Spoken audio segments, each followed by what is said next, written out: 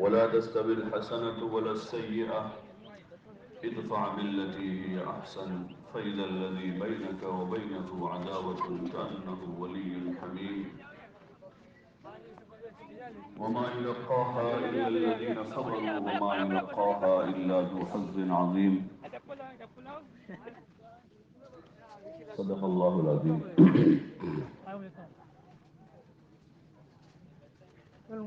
بھائی ہر ساتھی اپنے آگے دیکھ لیں، جتنی جگہ ہے اس کو پر کر لو.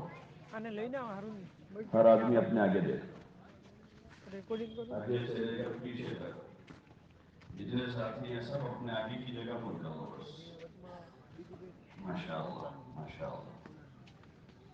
دین کی مجلس میں جتنا طلب کے ساتھ، ادب کے ساتھ محتاج بن کر بیٹھیں گے اتنا نفع زیادہ ہوگا. طالب ہمیشہ نوازا جاتا ہے، اللہ تعالیٰ طلب والوں کو نوازتا ہے. صحابہ اکرام رضوان اللہ تعالی علیہم اجمعین کی جو سب سے بڑی خوبی تھی کہ وہ دین کے طالب تھے، اور طالب آدمی اپنی مطلوبہ چیز کے لیے ہر قسم کی مشقت اٹھا لیتا ہے.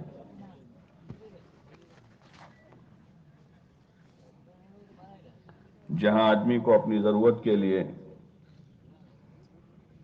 کسی لائن میں کھڑا رہنا پڑتا ہے تو آدمی آدھا گھنٹہ گھنٹہ کھڑا رہتا ہے. ابھی عشاء کے بعد کھانے کی لائن لگتی ہے تو آدمی کھڑا رہتا ہے اور بیچ میں جگہ ذرا بھی نہیں چھوڑتا، ذرا بھی جگہ چھوڑنے کو راضی نہیں ہوتا.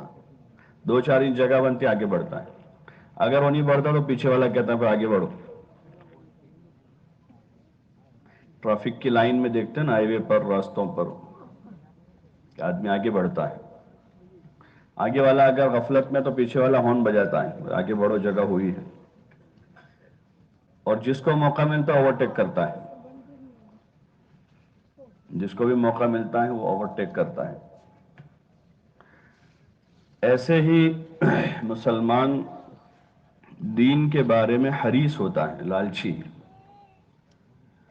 جیسے نماز کی صفیں ہیں، حضور صلی اللہ علیہ وسلم نے نماز کی صفوں میں فضیلت بتائی کہ پہلی صف کا ثواب زیادہ ہیں دوسری صف کے مقابلے میں، اور دوسری صف کا ثواب زیادہ ہے تیسری کے مقابلے میں. پھر پہلی صف میں جو داہنی طرف آ کے کھڑا رہا ہے اس کی فضیلت زیادہ ہے امام کے داہنی طرف. اور صف بنانے کی ترتیب ہے کہ پہلے ایک آدمی امام کے پیچھے، پھر ایک داہنی طرف، پھر ایک بائیں طرف، پھر ایک داہنی طرف، پھر ایک بائیں طرف، پھر ایک داہنی طرف، پھر ایک بائیں طرف. دونوں طرف سے صف مکمل ہو گئی. پہلی مکمل ہوئی، اب پھر سینٹر میں ایک آدمی آئے گا بیچ میں دوسری صف میں، اس کے داہنی طرف ایک بائیں طرف ایک، اس طرح سے دوسری صف بنے گی. تو یہ ہماری پوری زندگی کا نظام ہے. جہاں بھی ہوں گے وہاں بکھرے ہوئے نہیں ہوں گے، صف بندی ہے ہماری. روزانہ 5 وقت اس کی مشق کروائی جاتی ہے کہ ہم بکھرے ہوئے نہیں ہوں گے. ایک اجتماعی زندگی گزارنے کا، اجتماعی مجلس میں بیٹھنے کا ایک طریقہ، ایک سلیقہ، ایک ادب حضور علیہ السلام نے بتایا ہے، سکھایا ہے. اور دین پورا کا پورا ادب کا نام ہے، الدین کلہ ادب. یہاں تک کہ ہمارے دین میں بیت الخلاء کا بھی طریقہ ہے کہ آدمی قبلے کی طرف نہ چہرہ کرے گا نہ پشت کرے گا، نہ استقبال قبلہ ہوگا نہ استدبار قبلہ ہوگا. یہ ادب ہے. قبلے کی طرف آدمی پیشاب نہیں کرے گا، اس رخ پر نہیں بیٹھے گا، نہ اس کی مخالف سمت یعنی پشت کرے گا قبلے کی. دونوں ادب کے خلاف ہیں. وہاں بھی بیٹھنے کا طریقہ بتایا، پھر استنجا کرنے کا طریقہ بتایا. اسی لیے کہ یہودی نے حضرت سلمان رضی اللہ عنہ کے سامنے مذاقاً، استہزاءً، اعتراضاً یہ کہا کہ کیسے تمہارے نبی ہیں، تم کو پخانے کا بھی طریقہ سکھاتے ہیں. یعلمکم نبیکم حتی القراءۃ، کیسے تمہارے نبی ہیں؟ حضرت سلمان رضی اللہ عنہ نے فرمایا اجل، ہاں بھائی ہاں، ہمارے نبی تو ہم پر بڑے کریم ہیں، بہت شفیق ہیں۔ اس نے اعتراضاً کہا، حضرت سلمان نے اس کو اچھے پیرائے سے پلٹ دیا اور کہا ہاں بھائی ہاں، ہمارے نبی تو بڑے کریم ہیں، بڑے شفیق ہیں، ہم کو انہوں نے ایک ایک چیز کی تعلیم دی، یہاں تک کہ بیت الخلا کرنے کا طریقہ بھی بتایا ہے، کہ ہر چیز میں طریقہ ہے، سلیقہ ہے، اور وہیں سے ابتدا ہوتی ہے دین کی۔ اور جو آدمی آداب کی رعایت کرے گا اللہ تعالیٰ اس کو سنتوں پر عمل کی توفیق دے دے گا۔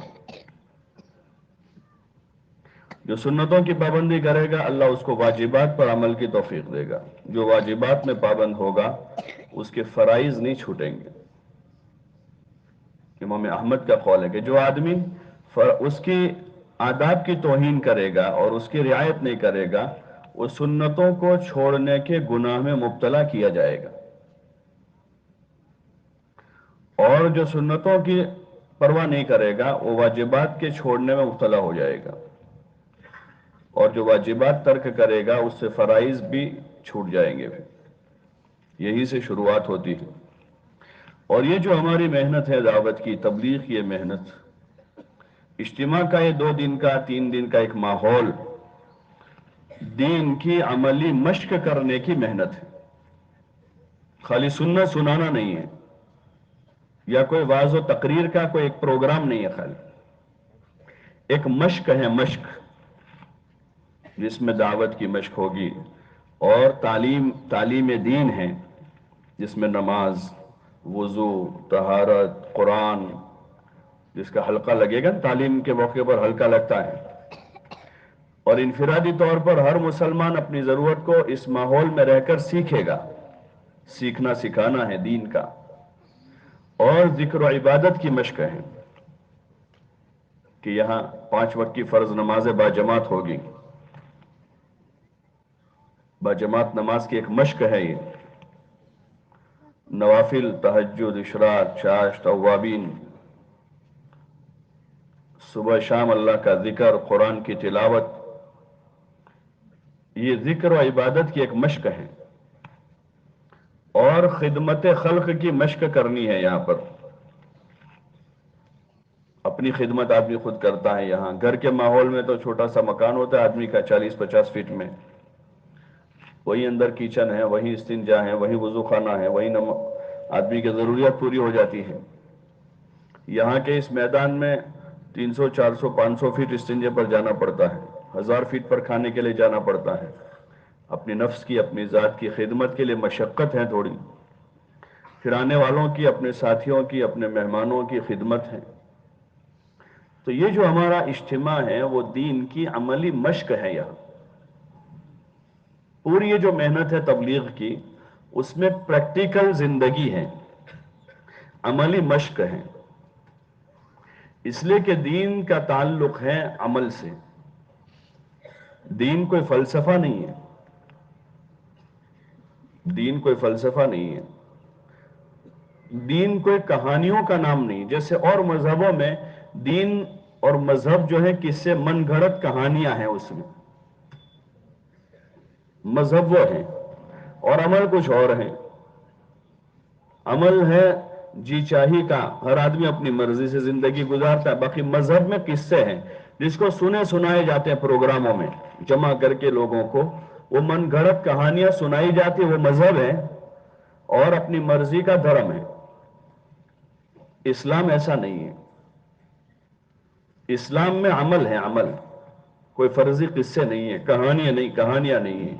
جو قصص اللہ تعالیٰ نے بیان کی ہے انبیاء علیہ السلام کے، ان کی سیرت کو اور ان کی زندگی کو اختیار کرنے کے لیے، اقتداء کرنے کے لیے، ان کے پیچھے چلنے کے لیے۔ انبیاء کے جو قصے ہیں وہ فرضی قصے نہیں ہیں، اسی لیے اللہ نے قرآن میں وضاحت کی ہے کہ یہ ہم قصے جو تم کو سنا رہے ہیں یہ کوئی من گھڑت کہانیاں نہیں ہیں تم سے پہلے لوگوں کی، ان میں عقل والوں کے لیے عبرت ہے کہ ان قصوں سے وہ عبرت پکڑیں اور انبیاء کی پیروی کرے اور نافرمان لوگوں کے راستے پر نہ چلے۔ تو ہمارا مذہب جو ہے وہ عملی مذہب ہے، دین اسلام، جس میں وضو ایک عمل ہے، نماز ایک عمل ہے، روزہ ایک عمل ہے، حج ایک عمل ہے، زکات میں مال خرچ کرنا ایک عمل ہے، اپنے بیوی بچوں پر مال خرچ کرنا ایک عمل ہے، کھانا بھی ایک عمل ہے، کمانا بھی ایک عمل ہے اسلام میں۔ امام غزالی رحمۃ اللہ علیہ نے عبادت کے اقسام میں تجارت کو عبادت لکھا ہے۔ عبادات جو ہے اس میں تجارت، کمانا بھی ایک عبادت ہے، لیکن وہ اس وقت عمل و عبادت بنے گا جب وہ طریقے پر ہوگا، اسلام والی روش پر، حضور صلی اللہ علیہ وسلم والے طریقے پر ہوگا، تو یہ ساری چیزیں جو ہے عمل بن جائے گی، عبادت بن جائے گی، اور وہی دنیا آخرت کی کامیابی کا ذریعہ ہوگی۔ اس لیے ہماری یہ جو نقل و حرکت اور محنت کے جو اعمال ہیں، چاہے عمومی اجتماع ہو، 4 مہینے چلے 3 دن کی جماعتوں کی نقل و حرکت ہو، اس میں قدم قدم پر سیکھنا اور سکھانا ہے، اور جو سیکھ رہے ہیں اس کی عملی مشق ہے۔ جو آدمی اس رخ سے وقت گزارے گا اور اس طرح سے اس محنت میں لگے گا، وہ چند مہینوں میں، چند سالوں میں اچھا، سچا، پکا دیندار بن جائے گا، اور دن بدن اس کی دینداری میں، اس کی ایمانداری میں، اس کی عبادتوں میں، اس کے تقوی میں، اور اس کے تعلق مع اللہ میں، اور اس کے حضور صلی اللہ علیہ وسلم کے ساتھ کے تعلق و محبت اور آپ کی اتباع و اطاعت میں روزانہ اضافہ ہوتا جائے گا، روزانہ۔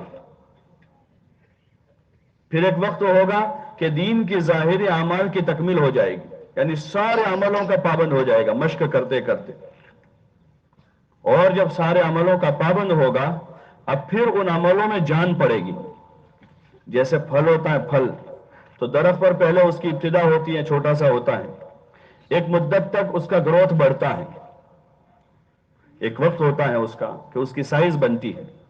جب سائز مکمل ہو جاتی ہے، اب اس کے اندر کوالٹی پیدا ہوتی ہے کہ اب وہ پھل میٹھا ہوتا ہے، اچھا ہوتا ہے، وہ اس درخت کے ساتھ سب سے پہلے اس کی سائز بنتی ہے، پھر اس میں کوالٹی آتی ہے۔ ایسے ایک مدت تک مشق کرتے کرتے کرتے کرتے پہلے آدمی عمل کا پابند بنتا ہے۔ جب عمل بن جاتا ہے، پھر عمل کے بعد اس میں اخلاص آتا ہے، پھر اخلاص کے بھی درجات ہیں، اور اس عمل کی کوالٹی مضبوط ہوتی ہے۔ فضائل نماز میں نا کہ نماز کے اتنے درجے ہیں، اجر کے اعتبار سے بھی اس کی تشریح کی ہے کہ کسی کو نماز کا 10واں، کسی کو 9واں، کسی کو 8واں، کسی کا 7واں، کسی کو 6واں، جیسی کوالٹی، جیسے ہر عمل کی کوالٹی ہوتی ہے۔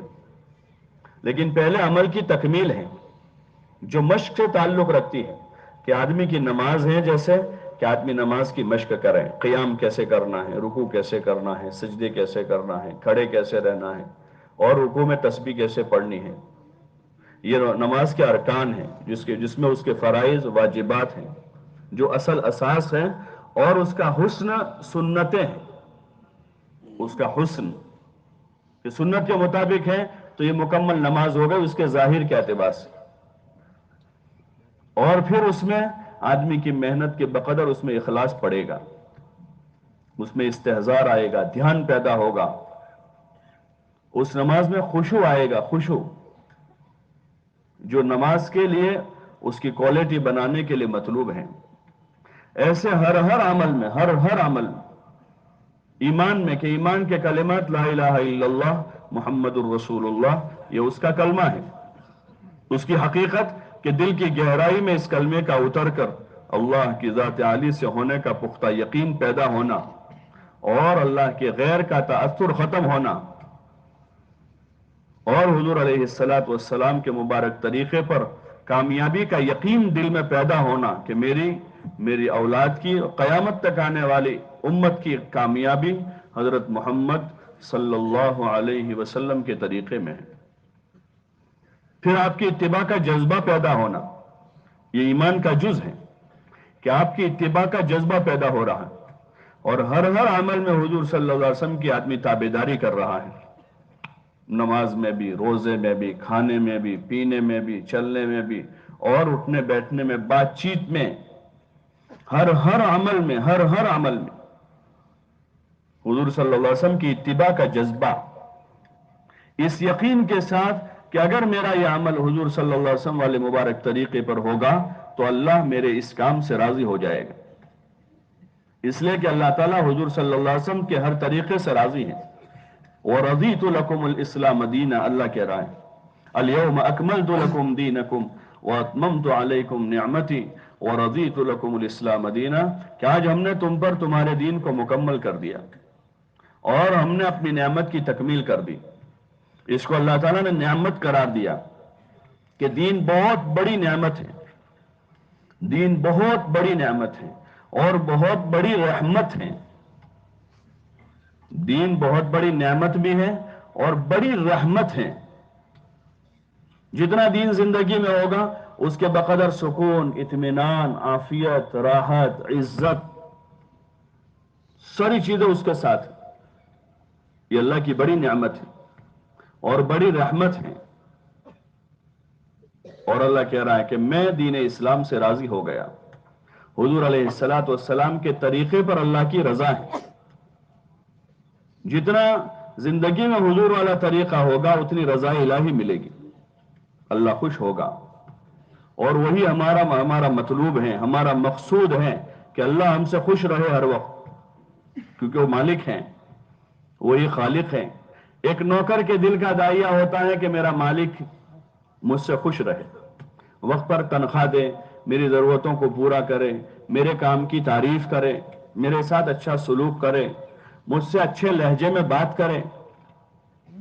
ایک غلام کی، ایک نوکر کی اندر کی خواہش ہوتی ہے کہ مجھ سے اچھے لہجے میں بات کرے، میری عزت کرے، وہ مجھ کو تنخواہ دے، ذلیل نہ کرے، تنخواہ نہ روک لے۔ ایسے ہر بندے کی اندر کی تمنا اور اندر کی چاہت یہ ہو کہ ہر وقت اللہ مجھ سے خوش رہے، ہر وقت وہ خوش رہے، پھر اس سے مانگے جتنا مانگنا ہو۔ یہ مالک تو اگر 5,000 تنخواہ دیتا ہے، ایک مرتبہ 100 روپے مانگے تو دے دے گا، دوبارہ مانگے تو ناراض ہو جائے گا کہ بھئی یہ کیا لے رکھا ہے، کل 100 روپے دے پھر آج مانگ رہا ہے۔ اور اللہ تو اپنے بندوں کو روزانہ مانگے، روزانہ، اور 5 وقت مانگے۔ کتنا مانگے؟ سلیمان علیہ السلام نے پوری حکومت مانگی، اللہ سے کیا مانگا؟ پوری حکومت، اور کہا ایسی حکومت کسی اور کو نہ دی ہو، ایسی مجھے دے، تو اللہ نے دے دی، پوری دے دی، پوری دنیا پر حکومت دی ان کی، صرف انسانوں پر نہیں، جناتوں پر ان کی حکومت تھی، چرندوں پر حکومت تھی، درندوں پر حکومت تھی، پرندوں پر ان کی حکومت تھی، ہواؤں پر ان کی حکومت تھی۔ رب ہب لی ملکن، کہ اللہ ملک دے دے تو دے دیا، کہ وہ تو ایسا ہے کہ خوش ہو کر بہت کچھ دیتا ہے، ناراض ہو کر بھی دیتا ہے، تو خوش ہو کر کیوں نہیں دے گا؟ جتنے بے ایمان دنیا میں ہیں، کیا اللہ ان کے بے ایمانی سے راضی ہے؟ جتنے بدعمل ہیں، کیا ان کی بدعملی سے اللہ راضی ہے؟ لیکن اللہ نے ایک مدت دی ہے، ایک مہلت دی ہوئی ہے، تو اس دی ہوئی مہلت میں ان میں سے بہت سو کی ان کی مانگیں پوری کر دیتا ہے۔ وہ مانگتے ہیں تو ان کو دے دیتا ہے، ان کو دے دیتا ہے، راضی ہو کر نہیں دیتا، خوش ہو کر نہیں دے رہا ہے۔ اس لیے بہت سو کو جو دنیا نافرمانی کے ساتھ ملتی ہے اور پھر اس دنیا میں نافرمانی مزید بڑھتی ہے، تو یہ اللہ کی طرف سے کوئی خوشی اور رضا کی علامت اور نشانی نہیں ہوتی، بلکہ ناراض ہو کر اللہ دیتا ہے۔ قارون کو کتنی ساری دی تھی، فرعون کو کیسی بڑی حکومت دی تھی، اس میں اس کو آزمایا۔ سلیمان علیہ السلام کو راضی ہو کر دی تھی، خوش ہو کر دی تھی، ان کی دعا پر، انہوں نے دعا مانگی اللہ سے، تو مانگنے پر اللہ نے دے دی۔ تو اللہ تعالیٰ خوش ہو کر بندوں کی مانگیں پوری کرتا ہے۔ وہ بہت بڑا ہے، بڑی قدرت والا ہے، بڑی شان والا ہے، بڑے غلبے والا ہے، اس کے وہاں کسی چیز کی کمی نہیں۔ دنیا کے خزانے جمع ہونے سے خزانے بنتے ہیں اور خرچ ہونے سے کم ہو جاتے ہیں، اس کے خزانے میں پہلے سے ہی جمع ہے، وہ جمع ہو کے خزانہ نہیں بنتا کہ وہاں روزانہ آوک ہوتی ہو کہیں سے اور بیلنس بڑھتا ہے، وہاں تو روزانہ خرچ ہی ہوتا ہے، وہ دیتا ہی رہتا ہے، بھر بھر کے دیتا ہے، بندوں کی مانگ سے زیادہ دیتا ہے، بندوں کی گمان سے زیادہ دیتا ہے۔ ہم میں سے کسی نے اس سے زندگی نہیں مانگی تھی، اس نے زندگی دے دی، اور بہت ساری وہ حاجتیں ہیں جو ہم کو پتہ نہیں، ہم مانگتے نہیں اللہ سے، ہمارے جسم کی بہت ساری حاجتیں ہیں جس کا ہمیں پتہ بھی نہیں ہے اور نہ ہم میں سے کوئی اس کا سوال کرتا ہے اللہ سے، لیکن اللہ کی دی ہوئی ہے حدیث کی دعائیں جو ہیں حضور صلی اللہ علیہ وسلم کی، ان دعاؤں میں حضور صلی اللہ علیہ وسلم نے اللہ سے جو مانگا ہے اور ایسی ایسی چیزوں کی طرف توجہ دلائی ہے ان دعاؤں میں جو مانگنے کی چیزیں ہم مانگتے نہیں ہیں۔ ہم میں سے ہر آدمی روزی مانگتا ہے کہ اللہ ہم کو روزی دے دے، بعض مانگنے والے حلال پاک روزی دے دے۔ حضور صلی اللہ علیہ وسلم نے روزی مانگی اللہ سے کہ یا اللہ مجھے روزی دے، حلال روزی دے، اور حرام سے مجھے بچا دے، اور بغیر تھکا کے روزی دے۔ کیسی روزی مانگی؟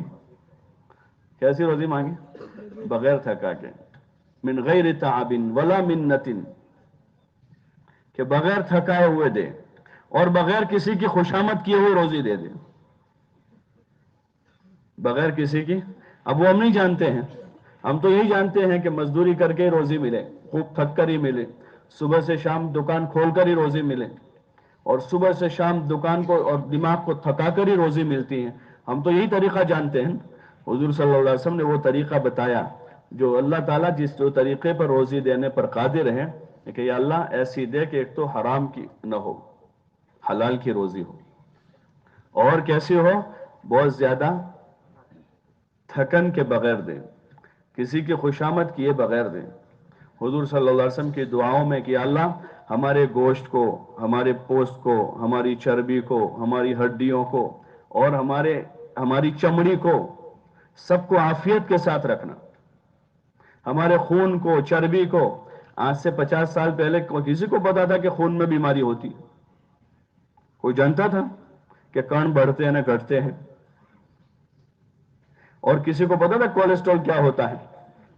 حضور صلی اللہ علیہ وسلم نے اس وقت پناہ مانگی اس کہ اللہ چربی میں، خون میں، چمڑی میں، بال کی بیماریوں سے بھی پناہ مانگی حضور صلی اللہ علیہ وسلم۔ دماغ کی بیماریوں سے پناہ مانگی، بال کی، چربی کی، کھال کی، خون کی، ہڈی کی، ساری قسم کی۔ ہم کو تو پتہ ہی نہیں کہ ہماری یہ ضرورتیں ہیں، وہ تو حضور صلی اللہ علیہ وسلم بتائی کہ یہ بھی ضرورتیں ہیں۔ تو یہ ساری ضرورتیں ہماری ہیں، ان کو جتنا اللہ سے پھر مانگیں گے تو اللہ تعالیٰ راضی ہو کر دے گا، راضی ہو کر دے گا، اور ایسا دے گا وہ کہ پھر کسی جگہ اور مانگنے کی ضرورت نہیں پڑے گی۔ غنی کر دیتا ہے وہ اللہ، جس کو دیتا ہے اس کو غنی کر دیتا ہے، اس کی محتاجگی دور کر دیتا ہے، اس کے دل کو غنی کرتا ہے، اس کے دل کو غنی کر رہا ہے۔ حضور صلی اللہ علیہ وسلم نے فرمایا کہ غنا اور مالداری، آج جس مالداری کا دنیا میں کریز چل رہا ہے، ہر ایک آدمی مالدار بننے کی کوشش میں ہے، غریب بھی مالدار بننے کی فکر میں ہے، بیٹا بھی باپ کے مقابلے میں مالدار بننے پر تلا ہوا ہے، اس لیے باپ سے بھی ویاپار کرتا ہے بیٹا، بیوی بھی مالدار بننے کی فکر میں شوہر کے مقابلے میں، تو وہ بھی سروس کرنے کی کوشش میں ہے کہ میں اپنی سروس کروں گی اور میں تم سے زیادہ تنخواہ لاؤں گی، وہ ان کے مقابلے میں مالدار بننے کی فکر میں کہ میں بھی جاب کروں گی۔ حالانکہ مالداری مال سے نہیں ہوتی، مالداری مال سے نہیں۔ حضور علیہ الصلوۃ والسلام نے فرمایا مالداری اور غنا وہ دل کا غنا ہے، دل کی مالداری۔ ایک آدمی کا دل بڑا ہے، دل میں طمانینت ہے، باقی پوری دنیا کا مالک بن جائے وہ بھی فقیر ہے۔ انتم الفقراء الی اللہ، اللہ کہہ رہا ہے انتم الفقراء الی اللہ، کہ تم سب کے سب فقیر ہو، ایک اللہ غنی ہے، سارے خزانے اس کے پاس ہیں۔ یہ ایمان کا تقاضا ہے کہ اللہ کو ایسے خزانوں کے ساتھ، اس کی قدرت کے ساتھ، اور اس اللہ کو اس کی طاقت و قوت کے ساتھ اپنے دل کی گہرائیوں سے تسلیم کرنا کہ وہ اللہ ان ساری چیزوں کے ساتھ ہے، ساری طاقتوں کے ساتھ ہے، ساری قدرت کے ساتھ ہے، اور وہ ہمارا رب ہے، ہم اس سے مانگیں گے وہ ہم کو دے گا، ایسا بھی دل میں اطمینان ہو۔ حدیث میں آتا ہے جس آدمی کو یقین ہوتا ہے کہ میں دعا کروں گا اللہ میری دعا ضرور قبول کرے گا، تو اللہ اس کی دعا کو قبول کر لیتا ہے۔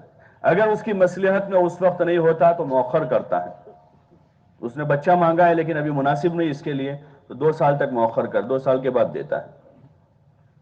کسی کو بچہ دے بھی دیا لیکن مناسب نہیں تو 2 سال کا بچہ ہو اس کو لے لیا کہ اس کے لیے مناسب نہیں تھا، اس کو واپس لے لیا اور اس کو اس کا اجر دے دے گا. اور اجر کتنا بڑا دے گا؟ یہاں تو ایک بچہ لے لیا ہے لیکن اس کا بہت بڑا اجر دے گا کہ وہ بچہ اس کے لیے فرق بن کے کھڑا رہے گا قیامت کے دن، اور وہ سفارش کرے گا اپنے ماں باپ کے لیے جس وقت اس سفارش کا محتاج ہوگا. تو دنیا میں جھٹکا لگتا ہے آدمی کو کہ تو ایک بچہ آیا 5 سال کے بعد، 10 سال کے بعد، وہ بھی 2 سال کا ہو کے چلا گیا، آدمی بڑا افسوس کرتا ہے. لیکن اس کے حق میں یہی خیر ہوتا ہے کہ شاید ہو سکتا ہے کہ اس کے عملوں کی کمی کی وجہ سے اس کو قیامت کے دن سفارش کی ضرورت تھی، تو اللہ نے آگے سے اس کا انتظام کر دیا جس ضرورت کو بندہ نہیں جانتا تھا کہ قیامت میں میری ضرورت ہوگی، اور اس کو فرق بنا کے کھڑا کر دیا آگے سے ماں باپ کے لیے، اور اس کو رحمت بنا دیا. اس بندہ جانتا نہیں ہے. اس لیے اللہ تعالیٰ مصلحت کی وجہ سے بعض چیزوں کو مؤخر کرتا ہے، بعض چیزوں کو مؤخر کر دیتا ہے اور دنیا میں دیتا ہے، اور بعض چیزوں کا دنیا میں دینا مناسب نہیں ہوتا تو پھر ان دعاؤں کو اس بندے کے حق میں اسٹاک کر لیتا ہے اور قیامت کے دن اس کا بدلہ دے گا. پھر تو جب اس کا بدلہ وہاں دیکھے گا آدمی تو وہاں تمنا کرے گا کاش کہ میری دنیا میں کوئی دعا قبول نہ ہوئی ہوتی، سب کا بدلہ یہاں ملتا. بعض مرتبہ باپ دادا کی زمین تھی 50 سال پہلے بیچ دی تھی، اس وقت 100 کے بھاؤ میں، 100 روپے میٹر، 100 روپے فٹ کے بھاؤ میں، اور ابھی اس کا بھاؤ آ رہا ہے لاکھوں میں. تو آدمی کہا یار نہ بیچی ہوتی تو ہم ابھی کروڑ پتی ہوتے. ارے ایسا ہوتا نہیں ہوتا کہ اس وقت بیچ دی، نہ بیچی ہوتی تو ابھی ہم کروڑ پتی بن جاتے. ارے ایسا پچھتاوا ہوتا نہیں ہوتا دنیا میں، ویسا ہی پچھتاوا وہاں ہوگا کہ کاش کے دنیا میں یہ نہ ملا ہوتا اور اللہ ہم کو اس کا بدلہ یہاں دیتا. تو کتنا بڑا بدلہ ہے. اس لیے ہمارے سامنے اعمال کا اجر ہے، اعمال کا بڑا بدلہ ہے، ایمان کا بڑا بدلہ ہے. سب سے بڑا بدلہ کسی چیز کا ہے وہ ایمان کا ہے کہ اس کا بدلہ جنت ہے. سب سے بڑا بدلہ. بے ایمان جنت میں نہیں جائے گا. سب سے بڑی چیز جس کا بدلہ ملے گا اللہ کے وہاں سے وہ ایمان ہے، وہ سب سے بڑی چیز ہے. اس لیے ہماری کوشش ہو کہ یہ ایمان سلامت رہے، یہ ایمان محفوظ رہے، اور اس ایمان میں اضافہ ہوتا رہے. اس کی کوالٹی جو ہے وہ روزانہ بڑھتی رہتی ہے. دنیا کی چیزوں کے ورژن بدل کر آتے ہیں، ایک ہی ماڈل بدل کر آتے ہیں. ایک ہی کمپنی نے کار بنائی سن 2000 میں، اب 2019 میں اس کا 5واں ماڈل آ گیا. وہی کمپنی ہے، وہی نام ہے، وہی کار ہے، لیکن اس کی فیسلٹی بڑھ کر اس کی قیمت بڑھتے وہ آتی ہیں. ایسے ایک آدمی نے کلمہ پڑھا سن 2000 میں، لیکن 2019 میں اس کا کلمہ کیسا ہوگا؟ بالکل نئے لیٹسٹ ماڈل کے ساتھ ہوگا، اچھا سے اچھا ہوگا، اچھا سے اچھا کلمہ ہوگا اس جو اللہ کی بارگاہ میں پیش کیا جائے. اس کی کوالٹی بڑھیا سے بڑھیا ہوگی. یہ مطلوب ہے. ایمان پر محنت کا یہ مطلب ہے کہ ہم نے کلمہ پڑھ لیا، اب اس ایمان پر محنت کر کے اس ایمان کی کوالٹی بنائی جائے، اچھی سے اچھی کوالٹی اس کی تیار کی جائے کہ اس کوالٹی میں اللہ کا تعلق بڑھا ہوا ہو، اللہ سے آدمی پر امید ہو، اللہ سے پر امید ہو. کبھی مایوسی کی بات نہیں ہوگی. پھر کسی حال میں بھی مایوسی نہیں. ایمان والے کے لیے تو دونوں ہی ہاتھ میں لڈو ہے، دونوں ہی ہاتھ میں لڈو. حدیث ہے عجبا لامر المومن، حضور علیہ السلام نے فرمایا عجبا لامر المومن کہ مومن کا معاملہ بڑا عجیب و غریب ہے. عجبا لامر المومن الامر له كله خیر، کہ اس کے لیے تو سارے ہی امر برابر ہیں، سبھی میں اس کے لیے خیر ہے. ان اصابته سراء فشکر فهو خیر اللہ وان اصابته ضراء فصبر فهو خیر اللہ، کہ اگر اس کو اللہ کی طرف سے سہولتیں ملی ہیں، نعمتیں ملی ہیں اور اس پر وہ شکر گزار ہے تو اس شکر کی حالت اس کے لیے بڑی اچھی حالت ہے. اور اگر وہ تکلیفوں میں، مصیبتوں میں ہے اور صبر کرنے والا ہے تو وہ بھی حالت اس کے لیے بڑی بہتر حالت ہے کہ دونوں ہاتھ میں لڈو ہیں. اگر حالات سازگار ہیں اور سازگار حالات میں آدمی شکر گزار ہیں، نماز پڑھتا ہے، روزے رکھتا ہے، قرآن پڑھتا ہے، اللہ کے حکموں کو پورا کرتا ہے، حضور صلی اللہ علیہ وسلم کا اتباع کرتا ہے، مخلوق خدا کی خدمت کرتا ہے، لوگوں کے ساتھ اچھا سلوک کرتا ہے، تو یہ اچھے حال میں بھی بہتر ہے اس کے لیے. اور اگر حالات سازگار نہیں ہیں، بیمار ہیں یا تنگی میں ہیں، فقیر ہیں، روزی اس کے پاس کم ہے، اسباب کی قلت ہے، یا زمین آسمان کی کوئی مصیبت یا حالات میں ہے، وہ اس پر صبر کیے ہوئے ہیں، وہ اس پر صابر ہیں، صبر کرنے والا ہے، تو وہ بھی حال اس کے لیے بڑا اچھا ہے، وہ کبھی پریشان نہیں ہے۔ اور یہی تعلیم حضور صلی اللہ علیہ وسلم کی پوری زندگی سے ملتی ہے، صحابہ کی پوری زندگی سے یہی سبق ملتا ہے، یہی سبق ملتا ہے کہ اللہ تعالیٰ نے ان کو ابتدا میں آزمایا، بڑی زبردست آزمائشوں سے گزارا، ان کو بڑی زبردست آزمائشوں سے گزارا، اور پھر ان کی تسلی کے لیے اگلی قوموں کے حالات بیان کیے کہ اگلی قوموں پر کیسے حالات آئے۔ فَلَمَّا يَأْتِكُمْ مَثَلُ الَّذِينَ خَلَوْا مِنْ قَبْلِكُمْ فَلَمَّا يَأْتِكُمْ مَثَلُ الَّذِينَ خَلَوْا مِنْ قَبْلِكُمْ مَسَّتْهُمُ الْبَأْسَاءُ وَالضَّرَّاءُ وَزُلْزِلُوا حَتَّى يَقُولَ الرَّسُولُ وَالَّذِينَ آمَنُوا مَعَهُ مَتَىٰ نَصْرُ اللَّهِ مَتَىٰ نَصْرُ اللَّهِ مَتَىٰ نَصْرُ اللَّهِ، کہ ان پر ایسے حالات آئے، ان پر تنگی آئی اور ان پر حالات آئے، یہاں تک کہ ان کو ہلا دیا گیا، وزلزلوا، ہلا دیا گیا، اور اس زمانے کے نبی اور ان کے ساتھ جو ایمان والے تھے وہ کہنے لگے کہ بھئی کہاں ہے اللہ کی مدد، کہاں ہے اللہ کی مدد، متى نصر اللہ، کہاں ہے اللہ کی مدد؟ تو پھر اللہ کہے گا الا ان نصر اللہ قریب، کان کھول کر سن لو، اب اللہ کی مدد قریب ہے۔ اللہ کی مدد کے اسباب ہوتے ہیں کہ بندے اللہ کی طرف رجوع کریں۔ مدد کا راستہ دو راستے ہیں، ایک راستہ تو اعمال کے ساتھ ہے اور فرما برداری اور اطاعت والی زندگی ہے، تو فرما برداری اور اطاعت پر نصرت، مدد اور خلافت کا وعدہ ہے اللہ کا کہ فرما برداروں کے لیے ہم زمین کی خلافت ان کو دے دیں گے، جو ایمان لائیں گے، اچھے عمل کریں گے تو ہم ان کو زمین کی خلافت دیں گے، حالات ان کے اچھے کر دیں گے۔ اور دوسرا، نافرمانوں کے لیے کب مدد آئے گی کہ جو فرما برداری پر نہیں ہے، اطاعت پر نہیں ہے، اتباع رسول پر نہیں ہے، تو ان کے لیے مدد کب ہے؟ ان کے لیے مدد رجوع پر ہے کہ وہ توبہ کریں، اپنی نافرمانیوں سے توبہ کر لیں۔ قوم یونس نے توبہ کر لی، یونس علیہ السلام کی قوم نے توبہ کر لی، تو بادل چھٹ گئے، حالات جو تھے وہ سازگار ہو گئے کہ توبہ کے ساتھ ہے، پھر کہ رجوع کرے اللہ کی طرف، رجوع کا راستہ ہے کہ اللہ کی طرف متوجہ ہو۔ ہر آدمی اپنے آپ کو گنہگار سمجھے، ہر آدمی اپنے آپ کو گنہگار سمجھے۔ حضور علیہ السلام نے ایک مرتبہ فرمایا الا کلکم خطاؤن وخیر الخطائین التوابون، کہ کان کھول کر سنو، تم سب کے سب گنہگار ہو، سب گنہگار ہیں۔ اللہ کی شان کے مطابق زندگی نہیں ہے، وہ جو چاہتا ہے ایسا ایمان کہاں ہے ہمارے پاس؟ اس کا مطلوبہ ایمان کہاں ہے؟ وہ جیسی چاہتا ہے ویسی نماز کہاں ہے؟ الا کلکم خطاؤن وخیر الخطائین التوابون، اور تم میں اچھا گنہگار وہ ہے جو توبہ کر لے، اپنے گناہوں سے توبہ کرے آدمی، اللہ سے معافی مانگے، تو یہ مدد اتارنے کا راستہ ہے۔ بنی اسرائیل کو یہی کہا تھا کہ رجوع کر لو، معافی مانگ لو، اللہ کی نعمتوں کو یاد کرو جو تم پر اللہ نے کی ہیں، تم کو فضیلت دی، برتری دی، اور اس کے بعد تم نافرمانی کرتے ہو۔ اس امت پر کتنی نعمتیں اللہ کی، بنی اسرائیل سے زیادہ نعمتیں ہمارے اوپر ہیں، بنی اسرائیل پر جو نعمتیں تھیں ان سے زیادہ نعمتیں ہمارے اوپر ہیں۔ سب سے بڑی نعمت ہے کہ اللہ تعالیٰ نے ہم کو حضور علیہ السلام کا امتی بنایا ہے، کتنی بڑی نعمت ہے۔ اور دیگر کتنی نعمت ہے کہ چھوٹی عمر ہے، کم اعمال کریں گے اور بدلہ زیادہ دینے والا ہے، کتنی بڑی نعمت ہے۔ اور کتنی بڑی اللہ کی نعمت ہے اس امت کے حق میں کہ کبیرہ سے کبیرہ گناہ کرنے والے کے لیے دنیا میں توبہ ہے، کہ 1000 کبیرہ گناہ کر کے بھی آدمی سچا تائب ہو جائے اور توبہ کا جو پروسیس ہے پورا کر لے، توبہ کرنے کا جو طریقہ ہے اس طریقے سے تائب ہو جائے تو اس کے سارے گناہ معاف ہو جاتے ہیں۔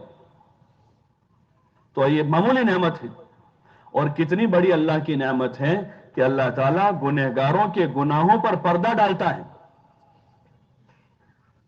गुनहगारों के गुनाह पर पर्दा डालता है कि लोगों को पता नहीं चलता।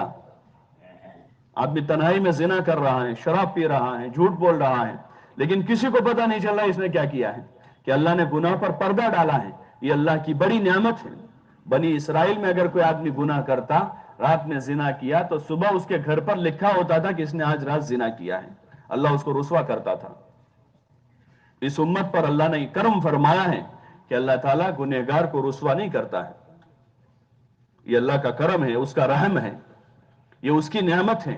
और मौत के आखिरी सांस तक गरगरे की जो हालत है, मा लम युगरगिर, गरगरे तक उसके लिए तौबा का दरवाजा खुला हुआ है कि मरने से पहले भी, यानी होश की हालत में, होश और हवास में अगर वो तौबा कर लेता है तो अल्लाह ताला उसकी तौबा कबूल कर लेगा, माफ कर देगा।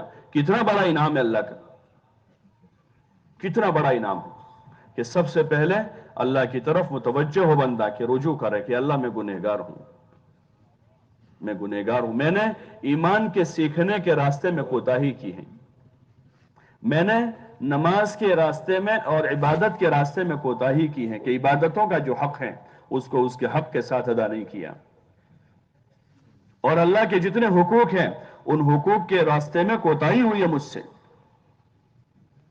आदमी अपने आप को तहे दिल से गुनहगार समझे कि मैं गुनहगार हूं। हुजूर अलैहिस्सलातु वस्सलाम के बारे में आता है, एक एक मजलिस में बाज़ मरतबा 70 मरतबा इस्तिग़फ़ार पढ़ते थे, एक एक मजलिस। और इस्तिग़फ़ार है तौबा, अल्लाह से तौबा तलब करने को इस्तिग़फ़ार कहते हैं। उसका कलिमा है अस्तग़फिरुल्लाह, कि अल्लाह मैं तुझसे तौबा तलब करता हूं, तू मुझे माफ कर दे। एक एक मजलिस में बाज़ मरतबा 70 मरतबा इस्तिग़फ़ार पढ़ते थे कि अल्लाह मुझे माफ कर दे, मैं गुनहगार हूं।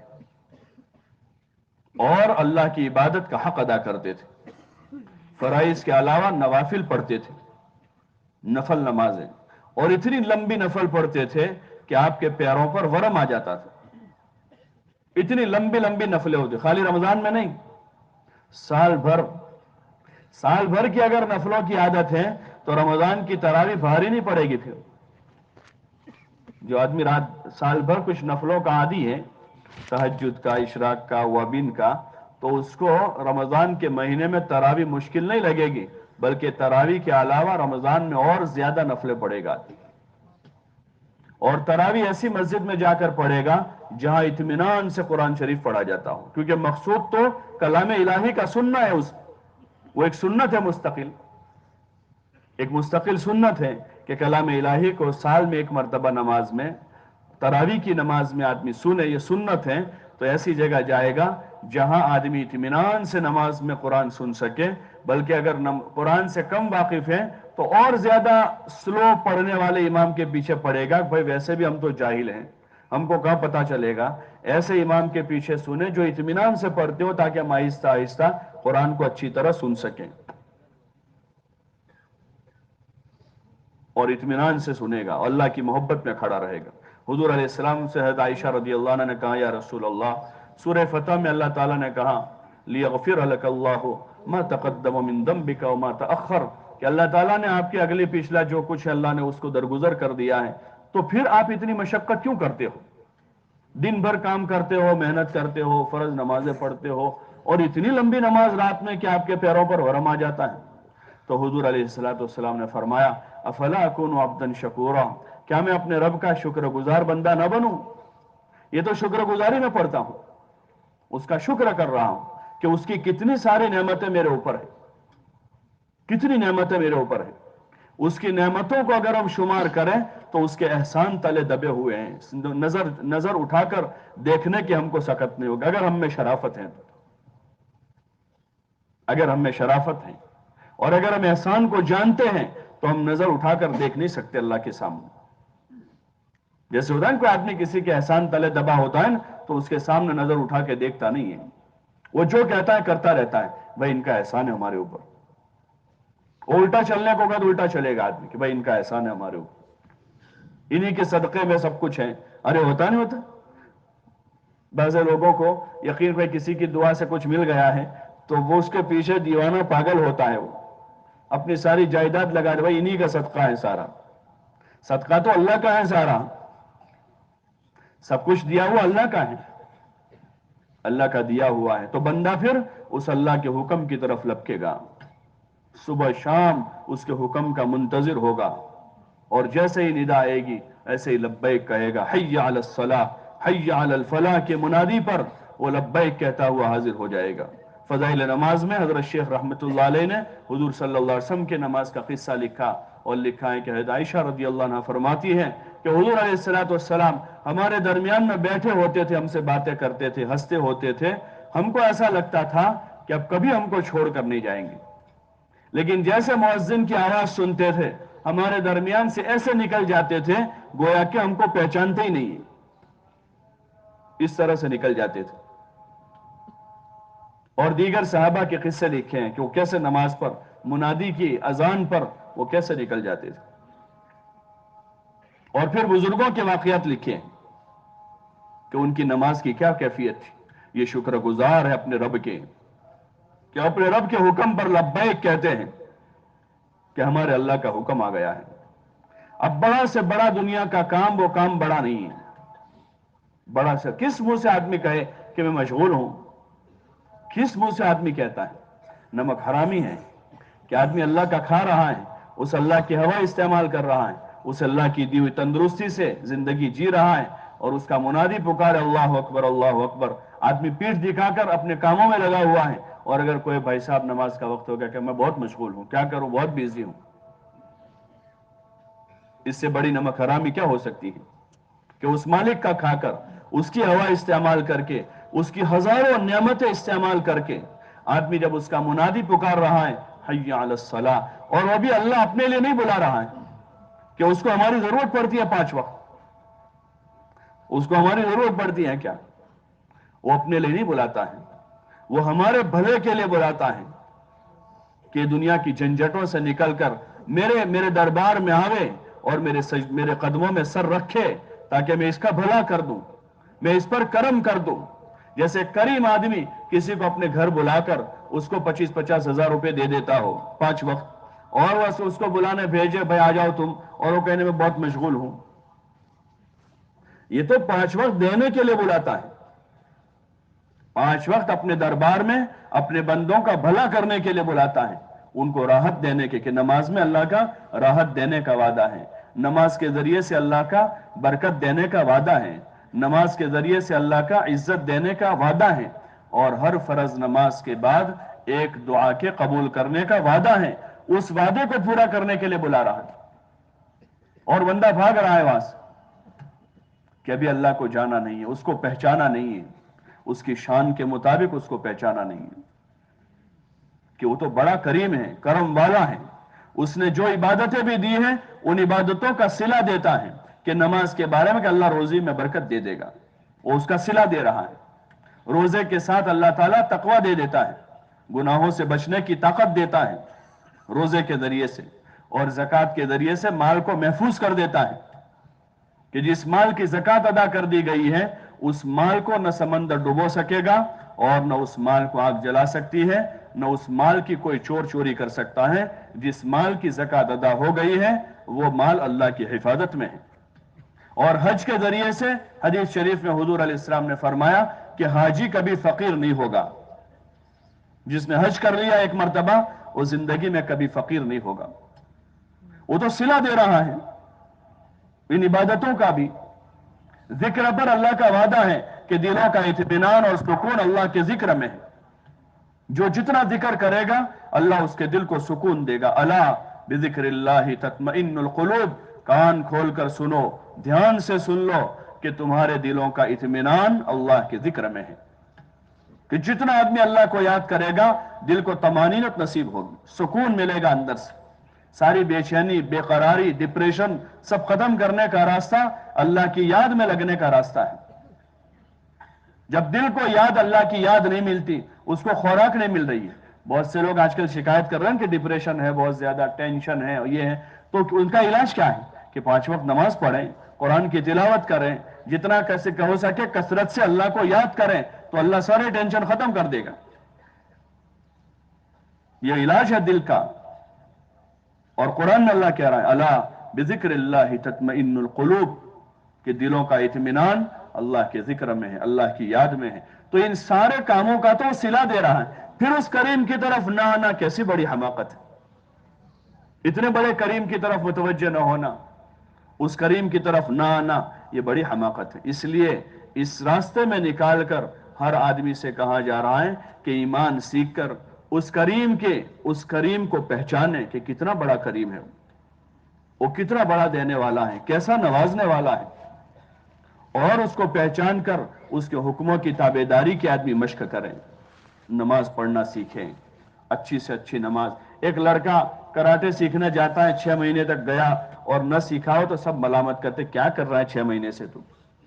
एक लड़का दर्जी के वहां साल भर गया और सीना नहीं सीखा तो सब मलामत करते, भाई साहब क्या करते हो तुम, 6 महीने से टाइम बिगाड़ रहे हो।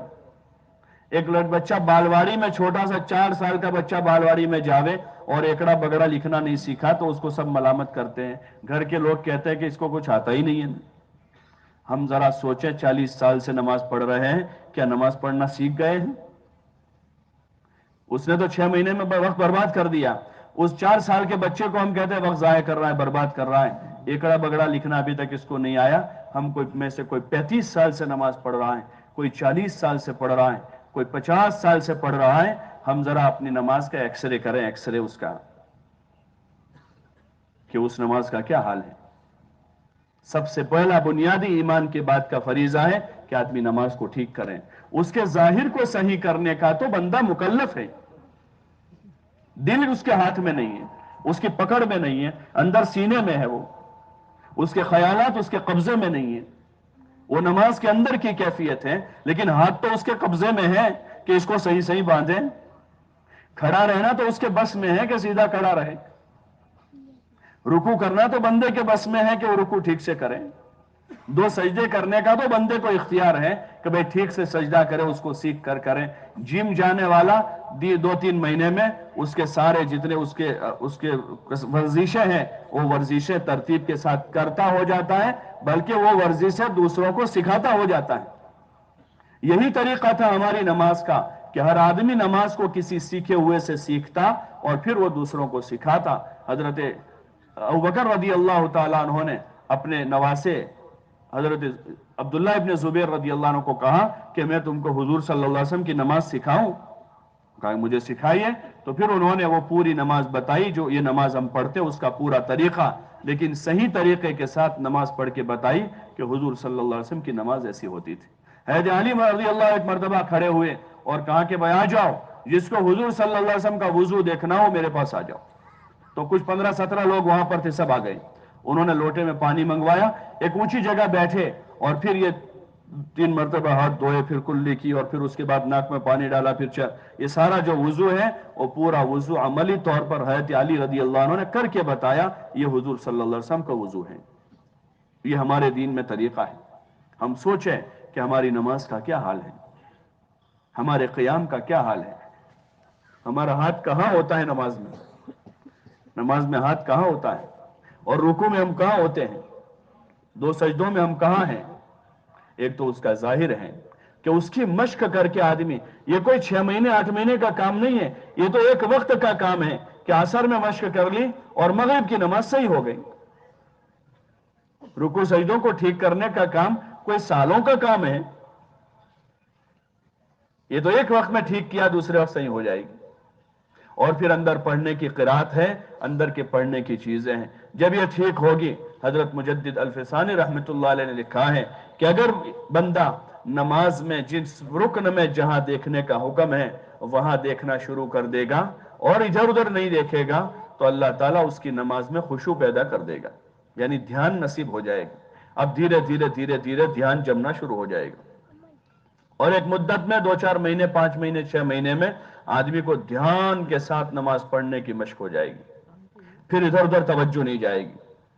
जो नमाज का मकसूद है कि नमाज में आदमी खालिस खालिक का हो जावे, एक मखसूस हैयत के साथ, एक मखसूस वक्त में, मखसूस वक्त है नमाज का फराइज का और मखसूस हैयत है उसकी, अपने खालिक के सामने हो जावे वो, कि उसका सब कुछ अल्लाह के सामने है, सारी दुनिया को पीछे छोड़ दें। اور ایک اللہ ہی آگے ہو، اور اس کیفیت کے ساتھ ہو کہ وہ خود اللہ کو دیکھ رہا ہے نماز پڑھنے والا.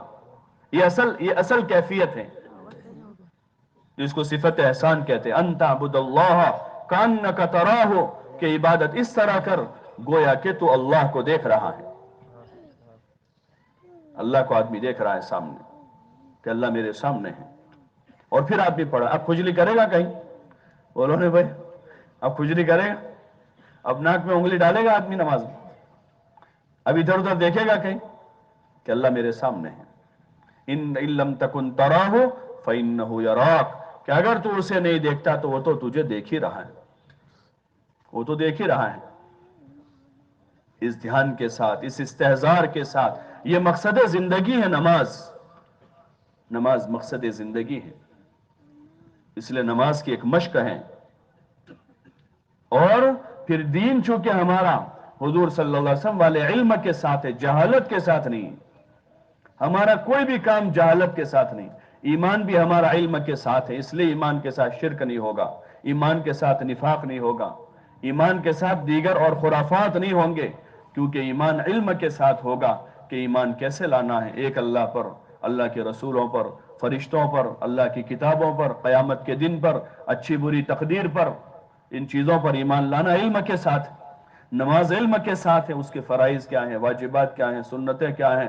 روزہ علم کے ساتھ ہے کہ طلوع صبح صادق سے لے کر غروب آفتاب تک بھوکے پیاسے رہنا اور اپنی جنسی چاہت سے بھی اپنے آپ کو بچانا، یہ ایک روزہ ہے.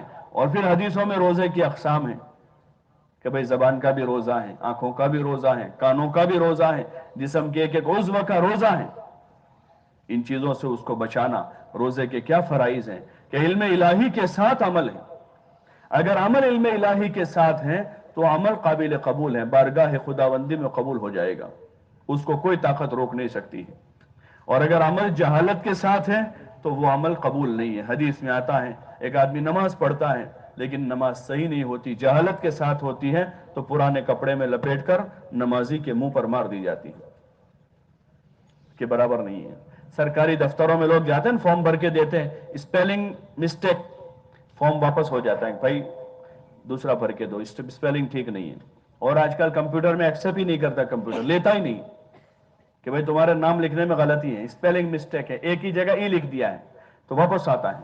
ایک نمبر کی غلطی ہو جاتی ہے، 3 کی جگہ 8 ہو گیا ہے، اور 7 کی جگہ 9 لکھ دیا ہے. ایک نمبر کا مسٹیک ہے، کمپیوٹر قبول نہیں کرتا، واپس کرتا ہے، ریجیکٹ. ایک نمبر کے مسٹیک میں، ایک اسپیلنگ کے مسٹیک میں وہ واپس آ جاتا ہے. تو ہم تصور کریں اللہ تو بڑا باریک دیکھنے والا ہے، اس کے بارگاہ میں ہمیں کتنا اس کو سوار کر دینا پڑے گا. ہاں پھر غلطی سے غلطی ہو جائے گی تو اللہ درگزر کر دے گا، وہ کیونکہ کریم ہے، وہ کریم ہے، ان بھولوں کی وہ تلافی کر دے گا. لیکن آدمی جان بوجھ کر بھولوں پر بھولے کرتا جا رہا ہے. ایک بندے نے اچھا سے اچھا کرنے کی کوشش کی اور پھر اس کوشش میں کمی رہ گئی تو اللہ تعالیٰ بڑا قدردان ہے، بڑا قدردان ہے، قدر کرے گا، وہ شکور ہے. لیکن آدمی کو پتہ ہی نہیں ہے کچھ، جہالت کے ساتھ بھولا ہی کرتا جا رہا ہے، اور علم سیکھنے کی کوئی طلب نہیں ہے. جہالت کے ساتھ نمازیں، روزہ جہالت کے ساتھ ہیں، اور گھر کی زندگی جہالت کے ساتھ ہے، تجارت جہالت کے ساتھ ہے. آدمی کو پتہ ہی نہیں کہ سود کسے کہتے ہیں، بیاج کس کو کہتے ہیں، اور جھوٹ کس کو کہتے ہیں. فیشن ہو گیا اب تو مارکیٹ میں جھوٹ بولنا. اور چالاکی جو ہے، چالاکی، جھوٹ کے ساتھ چالاکی کرنے کو لوگ فن سمجھتے ہیں. فن کہ باپ اپنے بیٹے کو دکان پر لایا ہے اپنے ساتھ بٹھانے کے لیے، مہینہ 2 مہینے 3 مہینے بیٹے نے باپ کا جھوٹ بولنے کا فن سیکھ لیا، اور اب وہ بھی گاہکوں کو بیوقوف بناتا ہو گیا. تو اب باپ کو اطمینان ہو جاتا ہے کہ میرا بیٹا تاجر بن گیا، کہ جھوٹا بن گیا ہے، میرا بیٹا جھوٹا بن گیا، پکا جھوٹا، کہ گاہکوں کو بیوقوف بناتا ہو گیا ہے. 10 روپے کی چیز 100 روپے میں جھوٹ بول کر پکڑانا اس کو آ گیا ہے. عیبدار چیز کو ذرا ڈھنگ سے بتانے کا طریقہ اس کو آ گیا کہ عیب کا پتہ نہ چلے اور آدمی لے کر چلا جائے. یہ جہالت ہے کہ آدمی کو جھوٹ کا پتہ نہیں ہے، دھوکے کا پتہ ہی نہیں ہے. جس دھوکے کے بارے میں حضور علیہ السلام فرما رہے ہیں من غشنا فلیس منا، جو دھوکہ دیوے وہ ہم میں سے نہیں ہے۔ اور جس جھوٹ کے بارے میں حضور کہہ رہے ہیں کہ مسلمان جھوٹا نہیں ہو سکتا، مسلمان جھوٹا نہیں ہو سکتا۔ منافق کی نشانی بتائی کہ جب بولے گا تو جھوٹ بولے گا، وعدہ کرے گا تو وعدہ خلافی کرے گا، اور امانت اس کے پاس کوئی رکھے گا تو خیانت کرے گا۔ یہ تینوں بڑی بڑی علامتیں منافق کی ہیں کہ بات کرنے میں جھوٹ بولے گا اور وعدہ خلافی کرے گا، وہ وعدہ خلافی کرے گا کہ وقت دیا کسی کو 10 بجے کا نہیں گیا، 12 بجے پہنچا اور نے ارے بھائی اس میں کیا ہو گیا، تم بھی تو پرسوں لیٹ آئے تھے، ہو گئی بات پوری۔ پتہ ہی نہیں ہے کہ میں نے 2 گھنٹے ضائع کیے کسی کی۔ حضور صلی اللہ علیہ وسلم کو ایک آدمی نے ایک مرتبہ کہا کہ آپ یہی رہے میں آتا ہوں، وہ آدمی جا کر بھول گیا۔ حضور صلی اللہ علیہ وسلم شام تک اس کا انتظار کرتے رہے، وہاں شام تک انتظار کیا، میں نے اس کو، وہ مجھے کہہ کر گیا ہے کہ مجھے یہاں رہنا ہے۔ یہ ہمارا دین ہے، ایمان کے ساتھ یہ ایمان کی صفتیں ہیں کہ ایمان والا جھوٹا نہیں ہوتا، کبھی جھوٹ نہیں بول سکتا، وہ زبان نکال کے دے سکتا ہے، اگر کوئی مجبور کرے تو زبان دے دے گا پوری، جھوٹ نہیں بولے گا۔ بھائی بات تو وہی ہے جو میں نے پہلے کہی ہے، باقی آپ مجھے کہیں سے بھی ادھر سے پوچھو ادھر سے پوچھو، باقی بات وہی ہے جو میں نے کہی۔ میری زبان لے سکتے ہو، باقی اس زبان سے غلط نہیں بلوا سکتے ہو۔ یہ مسلمان کی زبان ہے کہ مسلمان جھوٹا نہیں ہوتا، حضور فرما رہے ہیں، اور وعدہ خلافی نہیں کرتا۔ وعدہ دے دیا کسی کو، اس وعدے کو وفا کرے گا، وعدہ پورا کرے گا۔ حضور صلی اللہ علیہ وسلم نے صلح میں وعدہ کیا تھا حدیبیہ میں کہ جو آدمی ہمارے وہاں سے تمہارے پاس آ جائے گا نا، اس کو ہم واپس، تمہارے پاس سے ہمارے پاس آ جائے گا، ہم اس کو واپس کر دیں گے۔ یہ وعدہ کیا تھا، اسی وعدے پر ان کو ابو بصیر وغیرہ کو واپس بھیجا تھا حضور صلی اللہ علیہ وسلم کہ بھئی ہم وعدہ کر چکے ان سے، ہم وعدہ خلافی نہیں کریں گے۔ حالانکہ وہ تو مسلمان ہو کر آئے تھے اور دین کی مصلحت تھی، فائدہ تھا دین کو، اس دین کو فائدہ تھا، لیکن چونکہ وعدہ کیا ہوا تھا اس لیے حضور نے اپنا وعدہ پورا کیا کہ مسلمان وعدہ خلافی نہیں کرتا ہے۔ یہ منافق کی علامت ہے کہ وہ وعدہ خلافی کرتا ہے اور اس کو پرواہ بھی نہیں ہوتی۔ جیسے آج کی تجارتی منڈیوں میں عموماً وعدہ خلافی، کل دے دیں گے آپ کو مال، بھائی آپ کے پاس مال نہیں ہے کیوں وعدہ کرتے ہو؟ اس کو کہہ دو ابھی نہیں ہے، 1 ہفتے کے بعد ملے گا۔ وہ کہہ رہے ہیں جلدی تو، بھائی جلدی نہیں، آپ کسی اور دکان سے لے لو، مقدر میں روزی ہوگی تو یہیں آئے گا، وہ کہیں نہیں جائے گا۔ لیکن جھوٹ بول کر کیوں لے؟ اس کو صاف کہہ دے بھائی ابھی نہیں ہے، 1 ہفتے کے بعد آپ کا مال تیار ہوگا، ہم آپ کو ہفتے کے بعد دے دیں گے۔ یہ بات پکی ہو گئی، اب کوئی لڑائی نہیں ہوگی، کوئی جھگڑا نہیں ہوگا۔ پھر اس میں کوئی حادثہ پیش آ گیا تو آدمی معذرت کرے گا، بھائی آپ کو میں نے ہفتے کا کہا تھا، لیکن ایک حادثہ ایسا پیش آ گیا کہ ہمارا مال آ رہا تھا، راستے میں بارش بہت ہو گئی اور گاڑی ہماری راستے میں رک گئی، اس وجہ سے نہیں آ پائی، تو ہم آپ کو اب ہفتے نہیں 2 دن اور بڑھا کر جب گاڑی پہنچ جائیں گے آپ کو دے دیں گے۔ آدمی صاف صاف بات کرے گا۔ آج کل جو ہوتا ہے نا بھائی، ہاں بس گاڑی آ گئی ہے تم کو ہم دے دیں گے، ابھی صبح شام 2 دن 3 دن 4 دن 5 دن، پھر لڑائیاں جھگڑے، یہ سارا جہالت کی وجہ کا، آدمی جانتا نہیں ہے تو دھوکہ ہے، یہ وعدہ خلافی ہے، یہ وعدہ خلافی ہے اور یہ بڑا گناہ ہے۔ 100 روپے کمائے گا، کتنے بڑے گناہ کے ساتھ کمائے گا۔ وعدہ خلافی نفاق کی علامت۔ حضور نے فرمایا کہ منافق وعدہ خلافی کرتا ہے، بات کرنے میں جھوٹ بولتا ہے، امانت میں خیانت کرتا ہے کہ جب اس کے پاس امانت رکھی جاوے تو امانت میں خیانت کر دیتا ہے، وہ برتتا نہیں، امانت داری سے نہیں رکھتا ہے۔ ایسے مال پیسے کی ایک تو امانت ہوتی ہے، ایسے باتوں کی امانت ہوتی ہے، باتیں امانت ہوتی ہیں۔ حدیث میں آتا ہے المجالس امانہ، کہ مجلس امانت ہے۔ 2 آدمی بات کر رہے ہیں، جانے کی اجازت نہیں، وہ اپنی بات کر رہے ہیں، ان سے اجازت لی جائے گی، اجازت لے کر کے بیٹھ گئے اور ان 2 کے درمیان میں جو بات ہوئی ہم نے سنی ہے وہ امانت ہے، وہ نقل کرنے کی نہیں ہے، وہ بات امانت ہے۔ ہم نہیں کہہ سکتے کسی تیسرے کو وہ 2 یہ باتیں کرتے تھے، بات کی امانت ہے، باتیں امانت ہوتی ہیں، اس میں خیانت نہیں ہوتی۔ یہ علم ہوگا تو آدمی کو پتا چلے گا کیا امانت ہے، کیا خیانت ہے، کیا جہالت ہے، کیا ظلم ہے، کیا انصاف ہے۔ یہ حضور صلی اللہ علیہ وسلم والا علم ہے، جو علم ہم سب کی بنیادی ضرورت ہے۔ اس جہالت کے بغیر زندگی میں اندھیرا ہے، چاہے آدمی کروڑوں کا مالک بن جاوے، چاہے آدمی حکومت کی کرسی پر بیٹھ جاوے، اگر علم الہی کے بغیر زندگی ہے، اس زندگی سے خود آدمی فائدہ نہیں اٹھا سکے گا، بلکہ جہالت کی وجہ سے آدمی باوجود کرسی کے اور جہالت کی وجہ سے آدمی باوجود مال دولت اور زمین و جاگیر کے اپنی دنیا بھی برباد کرے گا اور اپنی ہمیشہ کی آخرت برباد کر دے گا، کہ اس کے پاس جہالت ہے، علم نہیں ہے۔ یہ بنیادی ضرورت ہے ہر مسلمان کی کہ اپنے دین کا علم سیکھے، تجارت کا علم سیکھے، کھیتی باڑی والے کا کھیتی کرنے کا علم ہے، اور ملازم کا ملازمت کا علم ہے۔ فقہاء نے اس کے مسائل لکھے ہیں کہ ملازم کا وقت امانت ہے، اس کا وقت امانت ہے وہاں پر، کہ جس کام کے لیے اس نے وقت کی ملازمت اختیار کی ہے اس کام میں اپنا وہ وقت لگاوے، اس وقت کو دوسرے کام میں نہ لگاوے، جو وقت کا وہ پابند ہے وہاں ملازمت میں، ورنہ اس کے لیے بھی ویل ہے، ویل للمطففین، جیسے نہ کم تولنے والے کے لیے ویل ہے، ایسے وقت کی خیانت کرنے والے کے لیے بھی ویل ہے، اس کے لیے ہلاکت و بربادی ہے، پھر وہ کبھی آباد نہیں ہو سکتا، چاہے 50,000 کی اس کی تنخواہ ہوگی، 1,00,000 کی تنخواہ ہوگی، لیکن وقت میں خیانت کر رہا ہے تو اللہ کہہ رہا ہے کہ اس کے لیے بربادی ہے، اس کے لیے ہلاکت ہے، کہ اس کا وہ وقت کا پابند ہے کہ اپنا وہ وقت اس کام میں لگاوے جس کام کی وہ ملازمت کرتا ہے، اس کو دوسرے کاموں میں نہیں لگا سکتے۔ اس کے مسائل ہیں تفصیل کے ساتھ جو علماء سے سیکھے جا سکتے ہیں، کہ جتنا علماء سے ربط ہوگا اور ان سے تعلق ہوگا اور آدمی طالب اور محتاج بن کر ان کی خدمت میں جا کر اپنی ضرورت کے مسائل سیکھتا رہے گا، دن بدن جہالت کم ہوتی جائے گی اور علم بڑھتا جائے گا۔ اور علم لوگوں کو صرف سنانے کے لیے نہیں ہے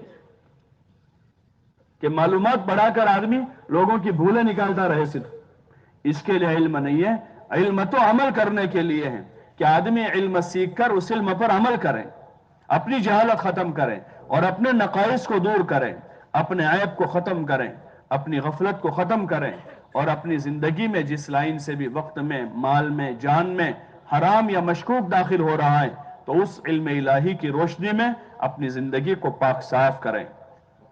دوسروں کی بھولیں نکالنے کے لیے علم نہیں ہے، وہ علم تو آدمی کے لیے وبال بن جائے گا کہ جان کر آدمی عمل نہیں کرتا تھا اور دوسروں کو صرف بھولیں نکالتا تھا، بلکہ علم عمل کے لیے۔ حضور صلی اللہ علیہ وسلم کے زمانے میں علم اسی لیے سیکھا جاتا تھا، ہر آدمی اپنے علم پر عمل کرتا تھا اور دوسروں کو وہ علم سکھاتا تھا، شفقت کے ساتھ، محبت کے ساتھ دوسروں کو علم سکھانا، اپنی ذات سے سیکھنا اور دوسروں کو علم سکھانا ہے، یہ علم کا تقاضا ہے۔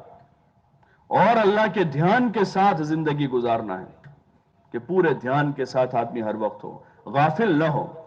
مسلمان غافل نہیں ہو سکتا، وہ ہر وقت دھیان کے ساتھ ہوگا، استحضار کے ساتھ ہوگا، جیسے آدمی اپنے کاروبار سے غافل نہیں ہوتا ہے، آدمی اپنے بیوی بچوں سے غافل نہیں ہوتا ہے، ہر وقت ان کا خیال رہتا ہے، ہر وقت ان کا دھیان رہتا ہے، گھر میں بیوی ہیں، بچے ہیں، ماں باپ ہیں، کاروبار ہیں، دکان ہیں، تو ہر وقت آدمی دھیان کے ساتھ رہتا ہے کہ میری دکان، میرا کاروبار، میری بیوی، میرے بچے، آدمی سفر میں ہے اس کا دھیان وہاں ہوتا ہے۔ ایسے ایک مسلمان، ایک ایمان والا کسی وقت اپنے اللہ سے غافل نہیں ہو سکتا، ہر وقت اس کا دھیان ہے، نماز میں بھی اس کا دھیان ہوگا، آدمی کھانے بیٹھا ہے تو اللہ کا دھیان ہوگا، آدمی اپنے کام کاج میں اپنے گھر میں ہے تو وہاں اللہ کا دھیان ہوگا، آدمی اپنی تجارت میں ہے تو اللہ کا دھیان ہوگا۔ بہت سارا اور دھیان آدمی لیے پھرتا ہے اور کہتا ہے اللہ کا دھیان آتا ہی نہیں، کیا کروں میں، یہاں تک کہ نماز میں بھی نہیں آتا، نماز میں بھی نہیں آتا، کہ اللہ کے ذکر سے اور اللہ کی باتوں کو بولنے سے۔ اللہ کا ذکر کا ایک تو طریقہ ہے کہ آدمی تسبیح لے کر جو کلمات احادیث میں مسنون کلمات ہیں ان کلمات کو ادا کرے، یہ اللہ کا ذکر ہے۔ اور اللہ کے ذکر کا ایک طریقہ یہ بھی ہے کہ آدمی اللہ کو بولے، اللہ بڑا ہے، اللہ کھلاتا ہے، اللہ پلاتا ہے، ماشاء اللہ، سبحان اللہ، الحمدللہ، اس کا ترجمہ ہے بہت ساری چیز، اللہ اکبر، اللہ بڑا ہے، جو اللہ چاہتا ہے وہی ہوتا ہے، بھائی اللہ نے جو چاہا وہی ہوا ہے۔ اس سے اللہ کا دھیان پیدا ہوتا ہے، قدم قدم پر آدمی اللہ کو یاد کریں تو اس سے ہر وقت استحضار رہے گا، دھیان رہے گا، جو مطلوب ہے کہ ہر وقت ہر آدمی اللہ کے دھیان کے ساتھ زندگی گزارے۔ حضور علیہ السلام کے زمانے میں بچے اللہ کے دھیان کے ساتھ تھے، بہت سارے واقعات ہیں سیرت کی کتابوں میں، حکایت صحابہ میں بھی بہت سارے واقعات حضرت شیخ رحمت اللہ علیہ نے لکھے ہیں کہ کیسا اللہ کا دھیان تھا وہاں۔ خود حضور علیہ السلام کے، صحابہ کے اور صحابہ کی عورتوں کے واقعات ہیں کہ وہ اللہ کے دھیان کے ساتھ غفلت کے ساتھ نہیں ہوتے تھے. مسلمان غافل نہیں ہو سکتا. غفلت معصیت کا باب ہے. غفلت معصیت کا دروازہ ہے, گناہ کا دروازہ ہے. ابھی آپ بھی گناہ میں بھی نیکی میں بھی نہیں, غفلت میں ہے. اب یہ گناہ کی طرف جائے گا, وہ دروازے میں داخل ہو گیا ہے, غافل ہوا ہے. اس کو شیطان اچک لے گا, شیطان اس کو اچک لے گا. داؤد علیہ السلام کی دعا لکھی ہے نا, یا اللہ تو مجھے ذاکرین کی مجلس کو چھوڑ کر غافلوں کی مجلس کی طرف جاتا ہوا دیکھے تو میرے پیر توڑ دے. کہ اتنی بری چیز ہے غفلت, کہ پناہ مانگ رہے کہ اللہ غفلت میں نہ رہے, ہر وقت کسی نہ کسی عمل میں ہو, نماز میں, ذکر میں, تلاوت میں, کم از کم کسی کی خدمت میں. آدمی اپنی خدمت کرے, کھانا کھائے گا, آرام کرے گا, اپنی خدمت ہے, اپنے گھر والوں کی خدمت ہے. لیکن چوکوں پر, چوراہوں پر, ہوٹلوں پر, بیٹھکوں پر اور ادھر ادھر ایران توران کی مجلسوں میں, یہ غافلوں کی مجلس ہے جہاں اللہ کا ذکر نہیں, حضور پر درود نہیں. وہ مجلس والے ایسے ہیں جیسے مرے ہوئے گدھے پر سے اٹھے ہو. کہ جن مجلسوں میں اللہ کا نام نہیں ہے, حضور صلی اللہ علیہ وسلم کا کوئی تذکرہ نہیں ہے, جہاں آخرت کا کوئی تذکرہ نہیں ہے, چوکوں کی مجلسیں, چوراہوں پر, ہوٹلوں پر, پارکوں میں اور کلبوں میں اور جہاں جہاں بھی ہیں, گھر کی بیٹھک روموں میں اور ڈرائنگ روموں میں, جہاں وہ مجلسیں ہیں وہ مجلسیں غافلین کی مجلسیں ہیں. ان مجلسوں سے اپنے آپ کو بچانا ہے کہ ہم غافلوں میں نہیں بنیں گے. ہم تو اللہ کے بندے ہیں, اس کی عبادت میں ہوں گے, اس کے ذکر میں ہوں گے, دعوت میں ہوں گے, یا مخلوق خدا کی خدمت میں ہوں گے. ہمارا وقت بڑا قیمتی ہے, ہمارا لمحہ لمحہ قیمتی ہے, کہ اس قیمتی لمحات کو بجائے غفلت میں گزارنے کے اللہ کی عبادت میں اور پھر مخلوق خدا کی خدمت کریں. مخلوق کی خدمت کریں, اپنے ماں باپ کی خدمت کریں.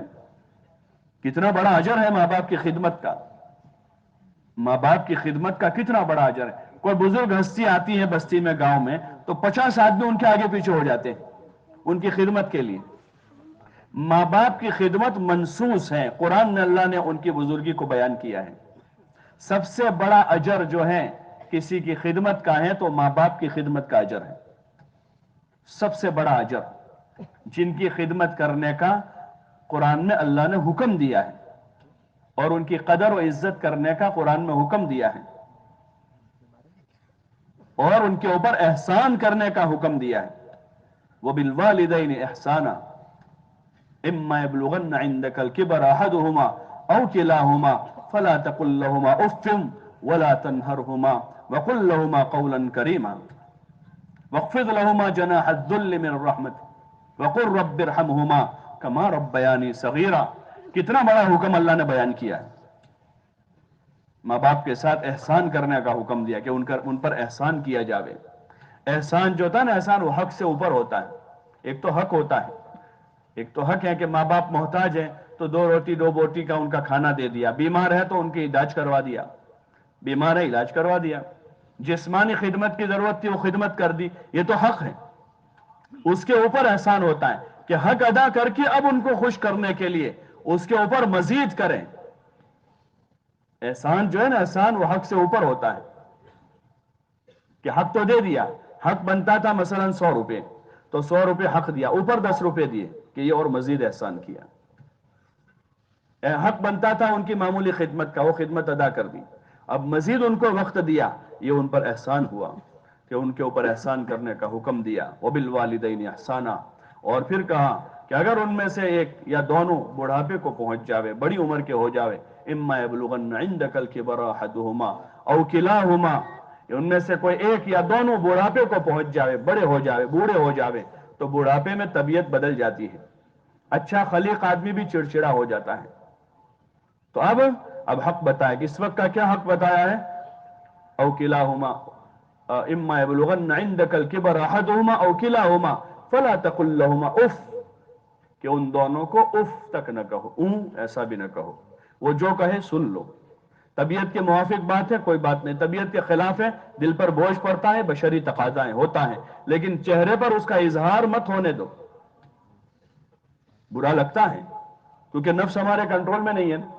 تو ان کی باتیں بری لگتی ہیں، لگے گی، لگنے دو، لیکن چہرے پر سے ظاہر نہ ہو کہ ہم کو برا معلوم ہوا تمہاری بات. لا تقل لهما اف ولا تنهرهما، اور نہ ان کو جھڑکو. عموماً دیکھتے ہیں نا، یہ مرض ہے، یہ انسان کا مرض ہے جس کو اللہ نے بیان کیا ہے. بڑی عمر میں جوان اولاد ماں باپ کو جھڑکتی ہے، اور ماؤں کو زیادہ جھڑکتے لوگ، کیونکہ باپ تو پھر بھی باپ ہوتا ہے، تیور بتا دیتا ہے اپنے بڑھاپے میں بھی. مار نہیں سکتا تو گالی تو دے دیتا ہے زور سے، تو آدمی وہاں کم بولتا ہے، لیکن ماؤں کو عموماً لوگ جھڑکتے ہیں. اللہ نے یہاں کہا لا تنہرہما وقل لہما قولا کریما، اور ان کے ساتھ اچھے انداز میں بات کریں، قول کریم. وخفض لہما جناح الذل، اور ان کے سامنے یعنی جھک جاوے، ان کے سامنے جھک جاوے، اپنے پر بچھا دے. وقل رب ارحمہما کما ربیانی صغیرا، یا اللہ تو ان پر رحم فرما جیسے انہوں نے بچپن میں ہمارے اوپر رحم کیا ہے. وقل رب ارحمہما کما ربیانی صغیرا، کہ اللہ تو ان پر رحم فرما جیسے بچپن میں انہوں نے ہمارے اوپر رحم کیا، ہماری پرورش کی، ہماری تربیت کی ہے، ہم کو پالا پوسا انہوں نے ہے. یہ انسان کے اخلاق ہیں. جو سب سے پہلا حق ہے ماں باپ کا، کسی بزرگ سے بھی بڑا حق ماں باپ کا ہے، جن کی خدمت، ان کی بزرگی منصوص ہے، قرآن میں اللہ نے بیان کی ہے. سب سے بڑا حق ہے. جیسے ہم کسی اللہ والے کی، کسی بزرگ کی ہم قدر عزت کرتے ہیں، ویسے ہی ماں باپ کی عزت. یہ مسلمان کا شیوا ہے، یہ ایک مسلمان کی علامت ہے. پھر جتنے لوگ درجہ بدرجہ اہل علم ہیں، علم والوں کی عزت ہوگی، بزرگوں کی عزت ہوگی، قدر ہوگی، لیکن سب سے بڑا حق جو ہے وہ ماں باپ کا ہے. ان کے لیے اتنا سارا قرآن میں اللہ نے بیان کیا ہے. وقل رب ارحمہما کما ربیانی صغیرا، کہ ان کی عزت کی جاوے، ان کی قدر کی جاوے، ان کی خدمت کی جاوے. ایسے ہی پھر گھر کے اور بزرگ، چچا ہیں، دادا ہیں، نانا ہیں، بڑے بھائی ہیں، بہنیں ہیں، ان کے ساتھ حسن سلوک، یہ ہمارا دین ہے. اور دین کا بڑا حصہ ہے، یہ بھی بہت بڑا حصہ ہے، لوگوں کے ساتھ حسن سلوک.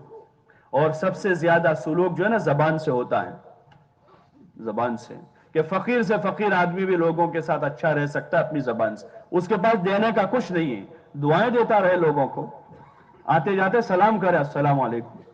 کتنا خرچہ ہوتا ہے، چارانے کا خرچہ نہیں ہے، سب کو سلام کرے آدمی.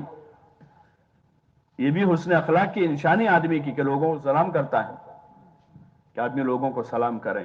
مال نہیں ہے تو اپنی جان سے لوگوں کی خدمت کریں. ذات تو اللہ نے ہر ایک کو دی ہے، کسی کو پانی پلا دیا، کسی کی خدمت کر دی، کسی کے لیے راستہ بنا دیا، کسی کو جگہ دے دی. اس کے بھی اس لائن کا دین بتایا کہ مسلمان کے ساتھ کیسا سلوک کیا جائے. مسلمان ہمارا بھائی ہے. مسلمان کی بحیثیت مسلمان ہونے کی عزت ہوگی. صرف ایک رشتہ جس میں مشترک ہے سب، چاہے وہ غریب ہو، فقیر ہو، دیہاتی ہو، شہری ہو، بڑا ہو، چھوٹا ہو، مسلمان ہے. مسلمان ہونے کی کہ اس بھائی کے دل میں اللہ کا نام ہے، اس نے لا الہ الا اللہ محمد الرسول اللہ پڑھا ہے، کلمہ اس کے سینے میں ہے. اس کلمے کی وجہ سے مسلمان کی عزت کرنا ہے، چاہے وہ کیسا بھی گرا پڑا ہو، مالی اعتبار سے فقیر ہو اور اعمال کے اعتبار سے کنگال فاسق فاجر مسلمان ہیں، لیکن مسلمان ہے، اس کے دل میں اللہ کا نام ہے. یہ حضرت محمد صلی اللہ علیہ وسلم کا امتی ہے. امتی ہونے کی نسبت اس کی حضور صلی اللہ علیہ وسلم کے ساتھ ہے، جیسے اہل بیت کی نسبت ہے حضور صلی اللہ علیہ وسلم کے ساتھ. اس نسبت کی وجہ سے ہم اہل بیت کی عزت کرتے ہیں. جیسے صحابہ کی ایک نسبت ہے صحابی ہونے کی حضور صلی اللہ علیہ وسلم کے ساتھ، اس نسبت کی وجہ سے ہم صحابہ کی عزت کرتے ہیں.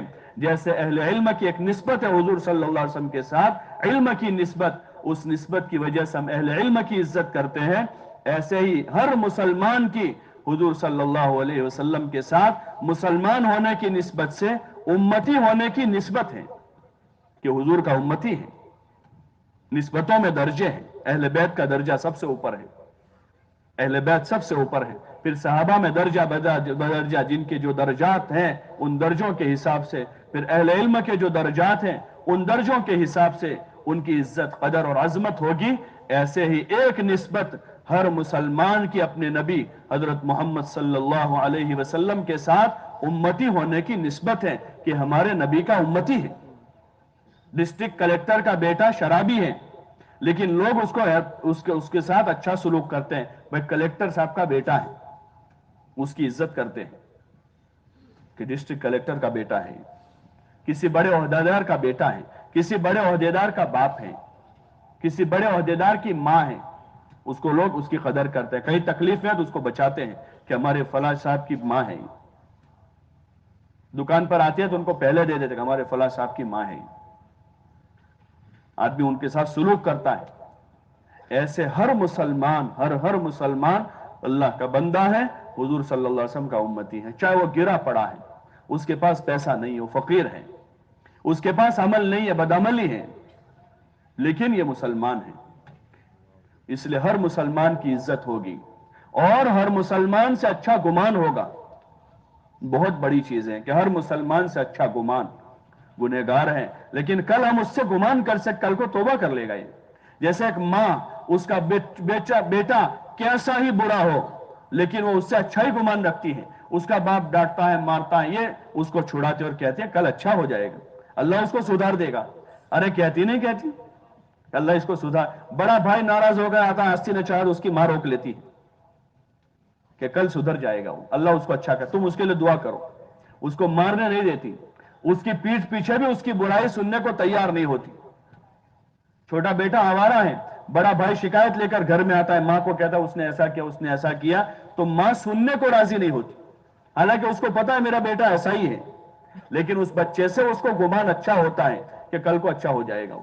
وہ تو ٹھیک ہے, چھوٹا ہے, ابھی اس کی عمر ہی کیا ہے, اور اس کی حمایت کرتی ہے ہر وقت. جیسے ایک ماں کے دل میں اپنے بچوں کے لیے جگہ ہوتی ہے, ایسے ہر مسلمان کے دل میں ہمارے لیے اور ہمارے دلوں میں ان کے لیے جگہ ہو کہ ہر مسلمان اچھا ہے. کسی برائی میں مبتلا ہے, ہم اس کو نصیحت کریں گے, حسن اسلوب سے کریں گے, اس کو حقیر سمجھ کر نہیں کریں گے.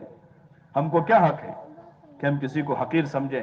چاہے وہ شرابی ہو, اللہ اس کی شراب کے ساتھ اس کو زمین پر برداشت کر رہا ہے, میں اور آپ کون ہوتے ہیں؟ چاہے وہ فاسق فاجر آدمی ہے, اللہ اس کے فسق و فجور کے ساتھ اس کو 2 وقت روٹی دے رہا ہے. اللہ اس کے فسق و فجور کے ساتھ اس کی توبہ قبول کرنے کے لیے تیار بیٹھا ہے. اللہ اس کے فسق و فجور کے بعد اس کی توبہ قبول کر کے اس کو جنت میں پہنچانے کا اعلان کر رہا ہے. یا عبادی الذین اسرفوا علی انفسہم لا تقنطوا من رحمت اللہ ان اللہ یغفر الذنوب جميعا انہ هو الغفور الرحیم. وہ کھلے طور پر اس کا اعلان کرتا ہے, پھر ہم کیوں کسی پر حکم لگاویں؟ ہم کیوں حکم لگائیں کسی پر؟ ہم کو تو یہ حکم دیا ہے کہ ہر مسلمان سے اچھا گمان کریں, ہر ایک سے اچھا گمان کریں, ہر ایک کے ساتھ حسن سلوک کریں, ہر ایک کے ساتھ صلہ رحمی کریں, اپنی استعداد کے بقدر مسلمان پر احسان کریں, اپنی استعداد کے بقدر احسان سے اوپر ایثار کریں. ہم کو تو اس کی تعلیم دی گئی ہے. ہم کو تو بغض رکھنے سے منع کیا, غیبت کرنے سے منع کیا, لا تباغضوا ولا تحاسدوا وكونوا عباد اللہ اخوانا. ہم کو یہ کہا کہ کسی سے حسد نہ کرو, کسی سے بغض نہ رکھو, اللہ کے بندوں کے ساتھ بھائی بھائی بن کر رہو. ہم کو تو اس کا حکم دیا ہے. بس زنی کرنے سے منع کیا, بغض رکھنے سے منع کیا, حسد اور کینے سے اللہ نے منع کیا, صراحتاً حکم دیا حدیث شریف میں حضور علیہ السلام نے, لا تباغضوا ولا تحاسدوا. اور آگے روایت میں فرمایا وَكُونُوا عِبَادَ اللَّهِ إِخْوَانًا, اور اللہ کے بندے آپس میں بھائی بھائی بن کر رہو. ہمیں یہ حق نہیں ہے کہ ہم کسی کی ٹوہ میں رہیں, کسی کا تجسس کریں, کسی کی غیبت کریں. مسلمان کی غیبت سب سے بڑا جرم ہے. الغیبت اشد من الزنا, کہ غیبت جو ہے وہ زنا سے بڑا گناہ ہے. ہر مسلمان کی اس کی پیٹھ پیچھے بھلائی اور تعریف تو کر سکتے ہیں, اس کی پیٹھ پیچھے اس کے فسق و فجور کو ختم ہونے کی دعا کا حکم دیا کہ اس کے لیے دعا کریں, اس کے لیے دعا کریں کہ اللہ تو اس کو ہدایت دے دے. اس کی گناہ والی زندگی پر اس کی ہدایت کی دعا کا کہا کہ مسلمان کے حقوق میں بتایا کہ وہ سامنے ملے تو اس کو سلام کریں, اس کی پیٹھ پیچھے اس کے لیے دعا کریں. یہ اس کا حق بتایا کہ اس کی پیٹھ پیچھے دعا کریں, اور اس دعا پر کتنی بڑی فضیلت بتائی. حدیث شریف میں حضور علیہ الصلوۃ والسلام نے فرمایا کوئی آدمی اپنے مسلمان بھائی کے لیے دعا کرتا ہے تو اللہ تعالیٰ ایک فرشتے کو متعین کرتا ہے جو اس دعا پر کہتا ہے وَلَكَ مِثْلُ ذَلِكَ، کہ تو نے جو اپنے بھائی کے لیے مانگا اللہ تعالیٰ تجھے وہ چیز عطا کر دے۔ فرشتہ دعا کرتا ہے، کسی مسلمان کے لیے آدمی دعا کرتا ہے کہ وہ بیمار ہے اس کو شفا دے دے، تو فرشتہ کہتا ہے اللہ تجھے شفا دے، یا اللہ وہ غریب ہے اس کی روزی میں برکت، فرشتہ کہتا ہے یا اللہ اس کی روزی میں برکت دے دے، یا اللہ وہ بیچارہ بے گھر ہے اس کو گھر دے دے، تو فرشتہ اس کے کہ اللہ تو اس کو گھر دے دے۔ تو اس کے فضائل ہیں، لیکن چونکہ اس کی محنت نہیں ہے تو اس کے خلاف معاشرہ وجود میں آیا ہوا ہے۔ ہر آدمی ایک دوسرے کے انتقام کے جذبے کے ساتھ ہے، ہر آدمی ایک دوسرے پر حسد کے ساتھ ہے، بغض و عناد کے ساتھ ہے، یہاں تک کہ یہ بڑھتے بڑھتے بڑھتے بڑھتے وہاں تک پہنچ گیا کہ بیٹا باپ سے بغض رکھ رہا ہے، بیٹے کو باپ پر حسد ہے اس کے مال کی وجہ سے، بھائی کو بھائی پر حسد ہے اس کے مال کی وجہ سے۔ یعنی کتنے انتہائی پستی اور ذلت میں انسانی معاشرہ پہنچا ہے۔ ہمارے ذمے ہے اس دعوت کے ذریعے سے ہمیں اخلاق و احسان و ایثار کی دعوت کو چلانا ہے کہ گھر گھر میں اخلاق اور گھر گھر میں احسان اور گھر گھر میں ایثار کی ایسی فضا بنے، ایسی فضا بنے جیسے دور صحابہ میں کہ آدمی خود بھوکا رہ کر اپنے پڑوسی کو کھلا رہا ہے، خود پیاسا رہ کر جان دے رہا ہے، لیکن اپنے بھائی سے پہلے آدمی نے پانی نہیں پیا کہ پہلے میرا بھائی پیے گا، کہ خود پیاسا رہ کر آدمی جان دے رہا ہے اور مہمان نوازی کر رہا ہے، آدمی خود بھوکا ہے، گھر والے بھوکے ہیں، دونوں میاں بیوی کا پورا کھانا نہیں ہے، صرف بچوں کا تھوڑا کھانا ہے، شوہر آ کر بیوی سے کہہ رہے ہیں کہ اللہ کے رسول کا مہمان لایا ہوں، کہ گھر میں تو کچھ ہے نہیں، تھوڑا سا کھانا بچوں کے لیے، کیا کریں گے؟ آپس میں مشورہ کر رہے ہیں کیا ترتیب بنائیں کہ مہمان کو واپس کر دیں کہ بھئی تم چلے جاؤ، یا اللہ کے رسول سے معذرت کر لیں کہ ان کے اندر ایثار تھا، ایثار۔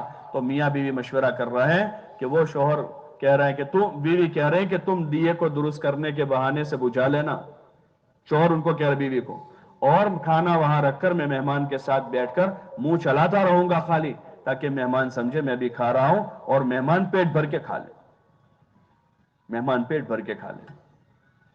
یہ وجود میں آیا تھا، اس محنت سے یہی چاہا جا رہا ہے، اس تبلیغ کے کام سے کہ گھر گھر میں ایسی معاشرت وجود میں آوے اور گھر گھر میں ایسے افراد تیار ہو، ایسے جوان تیار ہو، ایسے مرد تیار ہو، ایسی عورتیں اور ایسی جوان بچیاں تیار ہو جو اپنے ماں کو اپنے باپ کو کہہ رہی ہو کہ اللہ دیکھ رہا ہے، اللہ دیکھ رہا ہے، ایسی عورتیں ہو، ایسی جوان بچیاں ہو جو اپنے باپ کو کہہ رہے ہو کہ اللہ بہت بڑا ہے، اللہ دیکھ رہا ہے، ایسی بیویاں ہو جو اپنے شوہروں کو کہہ رہی ہو کہ ہمارے حق میں اللہ سے ڈرنا، حرام کا لقمہ ہمیں مت کھلانا، ایسی بیویاں ہو رہی ہو، رخصت ہو کر جانے والی بچیاں وہاں جا کر اپنے شوہر سے پہلے دن یہ کہہ رہی ہو کہ دیکھو ہماری روزی روٹی اللہ نے تمہارے ذمہ کی ہے، ہمارے معاملے میں اللہ سے ڈرنا، ہم کو حرام کا کھانا مت کھلانا، حرام کے کپڑے مت پہنانا ہم کو۔ ایسی جوان بچیاں تیار ہو رہی ہو اور ایسے جوان بیٹے تیار ہو رہی ہو، ایسی مائیں تیار ہو رہی ہو، ایسی مائیں کہ جو مائیں اپنے بچوں کو دودھ پلا رہی ہو کہ میرا بیٹا بڑا ہو کر اللہ کے دین کا شہ سوار بنے، یہ اللہ کے کلمے کی بلندی کو، اللہ کے کلمے کو دنیا میں بلند کرنے والا بنے۔ جب یہ محنت ہوگی گھروں میں اس رخ سے، تو پھر گھروں میں ایسی مائیں تیار ہوگی، ایسی بہنیں تیار ہوگی، ایسی بیویاں تیار ہوگی اور ایسی بیٹیاں تیار ہوگی جو اپنے باپوں کو غیرت دلائے گی کہ تم اپنے گھر میں بیٹھے ہو اور تمہارا فلاں ساتھی اور تمہارا فلاں بھائی اور تمہارا فلاں بھائی اللہ کے راستے میں ہے۔ دور صحابہ میں بچیاں باپ کو غیرت دلاتی تھی، تم اپنے گھر میں ہو اور تمہارا فلاں دوست اور فلاں ساتھی جو ہے وہ اللہ کے راستے کا شہ سوار بن کر گیا ہوا ہے، اور لوگوں کو گھر میں مرتے ہوئے شرم آتی تھی، لوگوں کو گھر میں جان دیتے ہوئے شرم آتی تھی کہ اللہ کے نام پر جان و مال لگانے کے ایسے جذبات بنے تھے کہ ہر گھر میں یہ چیز قابل فخر ہوتی تھی کہ ان کے گھر میں کوئی شہید ہے اللہ کے نام کا۔ حضرت خنسا لے جا کر اپنے 4 بیٹوں کو کہہ رہی ہے کہ دیکھو میں نے تم کو آج کے دن کے لیے پالا تھا کہ اللہ کے دین کا کوئی تقاضا آوے، میں نے تمہارے ماموں کو رسوا نہیں کیا ہے اور میں نے تمہارے نسب کو خراب نہیں کیا ہے، میں نے تم کو آج کے دن کے لیے پالا تھا کہ جاؤ اللہ کے نام پر پیٹھ مت دکھانا،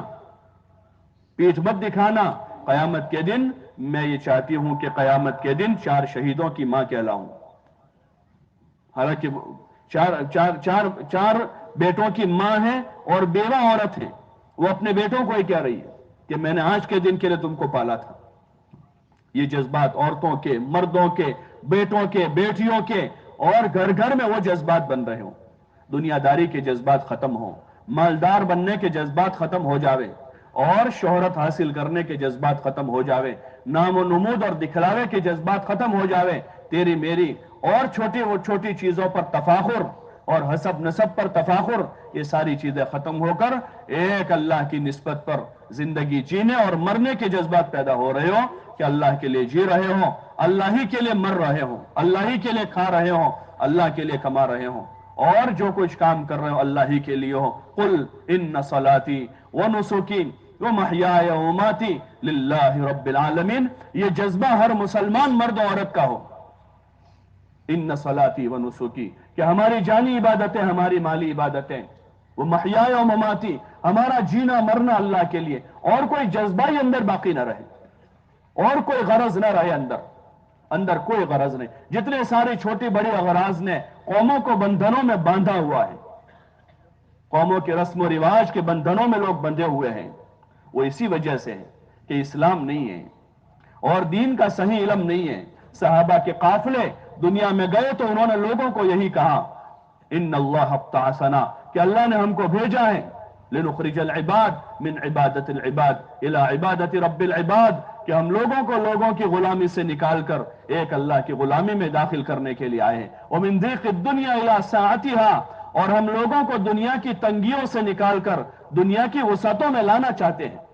لوگ اپنے قوم و سماج کے رسم و رواج کے بندھنوں میں بندھے ہوئے ہیں، ان بندھنوں سے آدمی آزادی نہیں ہو رہا ہے. اس لیے نہ نماز کی فرصت ہے، نہ صحیح پکا دیندار بننے کے آدمی نیت کر رہا ہے، بندھنوں میں بندھا ہوا ہے.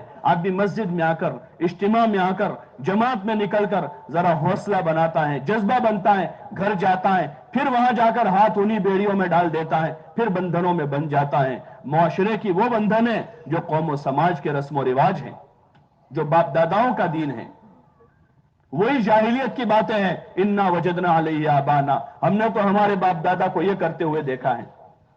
یہ ساری جاہلیت کی باتیں ہیں، یہ ساری جاہلیت کی باتیں ہیں. وہاں صحابہ کہتے تھے من ضیق الدنیا الی سعتها، ہم لوگوں کو دنیا کی تنگیوں سے نکال کر دنیا کی وسعتوں میں لانا چاہتے ہیں. جتنے رسم و رواج ہیں دنیا میں، قوموں کے بنائے ہوئے دستور و قانون ہیں، وہ سب تنگیاں ہیں. اس میں بہت تنگ دائرہ ہے اس کا، اس میں وسعت نہیں ہے، اس کا ہر کام تنگی کے ساتھ ہے. اس لیے معاشرے پریشان ہیں، اس لیے جوان بھی پریشان ہیں، بوڑھے بھی پریشان ہیں، تاجر بھی پریشان ہیں، کاشتکار و ملازم بھی پریشان ہیں، قوم اور سماج کے ذمہ دار بھی پریشان ہیں، اور ان ذمہ داروں سے ان کی قومیں بھی پریشان ہیں. کیونکہ وہ انسانی دماغوں کی اختراع ہے، وہ من گھڑت قاعدے ہیں. ایک اسلام ہے جو صحابہ لے کر دنیا میں گئے اور لوگوں سے کہا کونو مثلنا، تم ہمارے جیسے ہو جائے. ہم کیسے ہیں؟ ہم ویسے ہیں جیسے اللہ چاہتا ہے. یہ اصل ہمارا دین ہے، یہ ہمارا اسلام ہے. اس کی ایک کوشش کا نام یہ تبلیغ کی محنت ہے کہ لوگ ان بندھنوں سے آزاد ہو جاوے، ایک اللہ کی غلامی میں آوے. اگر آدمی اللہ کا غلام نہیں تو شیطان کا غلام ہے. اگر آدمی اللہ کا غلام ہے یا شیطان کا غلام ہے یا نفس کا غلام ہے. نفس و شیطان کی غلامی سے بہتر اللہ کی غلامی ہے کہ آدمی اللہ کا غلام بنے. جو اللہ کی غلامی کی نیت نہیں کر رہا ہے، اور جو آدمی 100% دین پر چلنے کی نیت نہیں کر رہا ہے، وہ آدمی اپنے نفس کا غلام اور اپنے نفس کا بندہ بنا ہوا ہے. اللہ نے قرآن میں ایسے لوگوں کا تذکرہ کیا ہے، اور افرائیت من اتخذ الہہ ہوا، کہ اس نے اپنی چاہتوں کو ہی معبود بنا رکھا ہے، کہ اپنی جی کا بندہ ہے. اور نفس جو ہے وہ تو شیطان کا بھی استاد ہے، وہ نفس و شیطان کا غلام ہے. اس لیے ہمارے ذمے ہیں ہم اس کی نیتیں کریں، عزائم کریں کہ اللہ رسول کی غلامی کرنی ہے. دین پر چلنے کی آدمی پہلے تو نیت کریں، دین پر چلنے کی نیت کریں. ابھی تو ہم اگر صحیح جائزہ اپنی ذات کا لیں گے کہ ابھی ہم نے پورے دین پر چلنے کی نیت نہیں کی ہے. پورے دین پر چلنے کی بعضوں نے نماز کی نیت کی تو 5 وقت کی پڑھتے ہیں، جنہوں نے جمعہ کی ہے تو جمعہ پڑھتے ہیں، جنہوں نے رمضان کے روزوں کی نیت کی اور رمضان کے روزے رکھتے ہیں. کرتے پائجامے کی جنہوں نے نیت کر لی کرتا پائجامہ پہنتے ہیں. انہوں نے ابھی سچ بولنے کی نیت نہیں کی تو کرتا پائجامہ بھی پہنتے ہیں لیکن دکان پر سچ نہیں بولتے ہیں، کیونکہ ابھی وہ نیتیں کرنا باقی ہیں. یہاں پر ایک کوشش یہ ہے اس محنت کے راستے سے کہ ہر آدمی اپنی ذات سے پورے دین پر چلنے کی نیت کرے، اور پوری امت पूरे दीन पर चलने वाली बने, उसकी मेहनत के लिए अपनी जान माल लगावें और अल्लाह के रास्ते में निकलें। 4-4 महीने लगावें, बार बार लगावें, एक मर्तबा लगाना काफी नहीं है। गफलत का माहौल है कि आदमी वक्त लगा कर आया है, दोबारा उस गफलत में घुल मिल जाता है, गफलत उस पर गालिब आ जाती है। बार बार अल्लाह के रास्ते में निकलें और वहां मश्क करता रहे, मश्क करता रहे, मेहनत करता रहे, करता रहे, करता रहे, यहां तक के या तो कामिल दीन, मुकम्मल दीन पर उसका खात्मा हो, या कामिल दीन को सीखने वाला और मेहनत करने वाला बनकर ये दुनिया से जा रहा हो। इसलिए नीयतें करनी है, अज़ाइम करने, इरादे करने हैं कि इंशाअल्लाह पूरे दीन को सीखेंगे। भाई सीखेंगे इंशाअल्लाह। कौन कौन नियत करते हैं? अच्छा, उसके लिए 4 महीने लगाना पड़े तो कुछ ज्यादा है? बोलो ना भाई, अरे ज्यादा है, बहुत थोड़े है। तो इसलिए सब नियत करो इंशाअल्लाह कि नकद इसी इज्तिमा से 4 महीने लगाएंगे। कौन कौन नियत करता है? बराबर हाथ करो ना भाई। आवाज अब पस्त होने लगी है, हाथ नीचे आने लगे, जरा हिम्मत से करो। मैंने एक बात अर्ज की कि नियत करो कि पूरे दीन पर चलना सीखना है। भाई नियत करते हैं सभी? तो उसकी इब्तिदा और शुरुआत है कि आदमी 4 महीने लगावे इसको सीखने समझने के लिए, उसकी मश्क करे, प्रैक्टिस करें, अल्लाह के रास्ते में 24 घंटे इन अमाल के साथ गुजारे, तो इंशाअल्लाह फिर दीन पर चलने की अल्लाह तौफीक दे देगा। भाई नियत करते हैं सभी? कौन कौन इसके लिए तैयार है? जरा खड़े हो जाओ, हिम्मत से खड़े हो जाओ। माशाअल्लाह माशाअल्लाह माशाअल्लाह। भाई खड़े हो जाओ और खड़े हो जाओ। जिन्होंने इंशाअल्लाह कही है, हाथ ऊंचे किए हैं, वो सब तय करें, ले जाने वाली जात अल्लाह की है, ले जाने वाला अल्लाह है, उसके खजानों में कमी नहीं है। हमारे जो आजार हैं, जो मसाइल है, वो खूब जानता है, हमसे ज्यादा जानता है। भाई अभी जावे नहीं कोई, इत्मीनान से थोड़ी देर बैठे, तश्कील में ताउन करें। माशाअल्लाह माशाअल्लाह, हज़रात को जज़ाए खैर दे। बहुत ध्यान से और बड़ी बशाशत के साथ आपने बात सुनी है। उसी बशाशत के साथ तश्कील में हिम्मत से खड़े हो और खड़े हो जाओ और खड़े हो जाओ। बहुत सौ ने पहले से नियतें की थी, इरादे किए थे, बाज़ आज़ार ऐसे बीच में अटक जाते हैं, इससे हिम्मत नहीं होती है। अल्लाह के लिए हिम्मत करो, जो खड़ा होगा अल्लाह उसे चलाएगा। हिम्मत से खड़े हो जाओ। माशाअल्लाह माशाअल्लाह, और खड़े हो जाओ और खड़े हो जाओ। पहले कभी इरादा किया था, तश्कील वाले सब जगह गए हैं, आज असर के बाद कारगुजारी आई माशाअल्लाह, तकरीबन लोगों की मुलाकातें हुई हैं, तश्कीली मुलाकातें, और सबके सामने दीन की बात आई है। उस वक्त वहां घर के माहौल में थे, हिम्मत नहीं हो रही थी। अभी यहाँ इज्तिमा के माहौल में आए हैं, अल्लाह के रास्ते में निकलने वाले हमारे सामने हैं। कितने लोग जा रहे हैं? तकरीबन 25 जमातें तो अभी तैयार है 4 महीने की।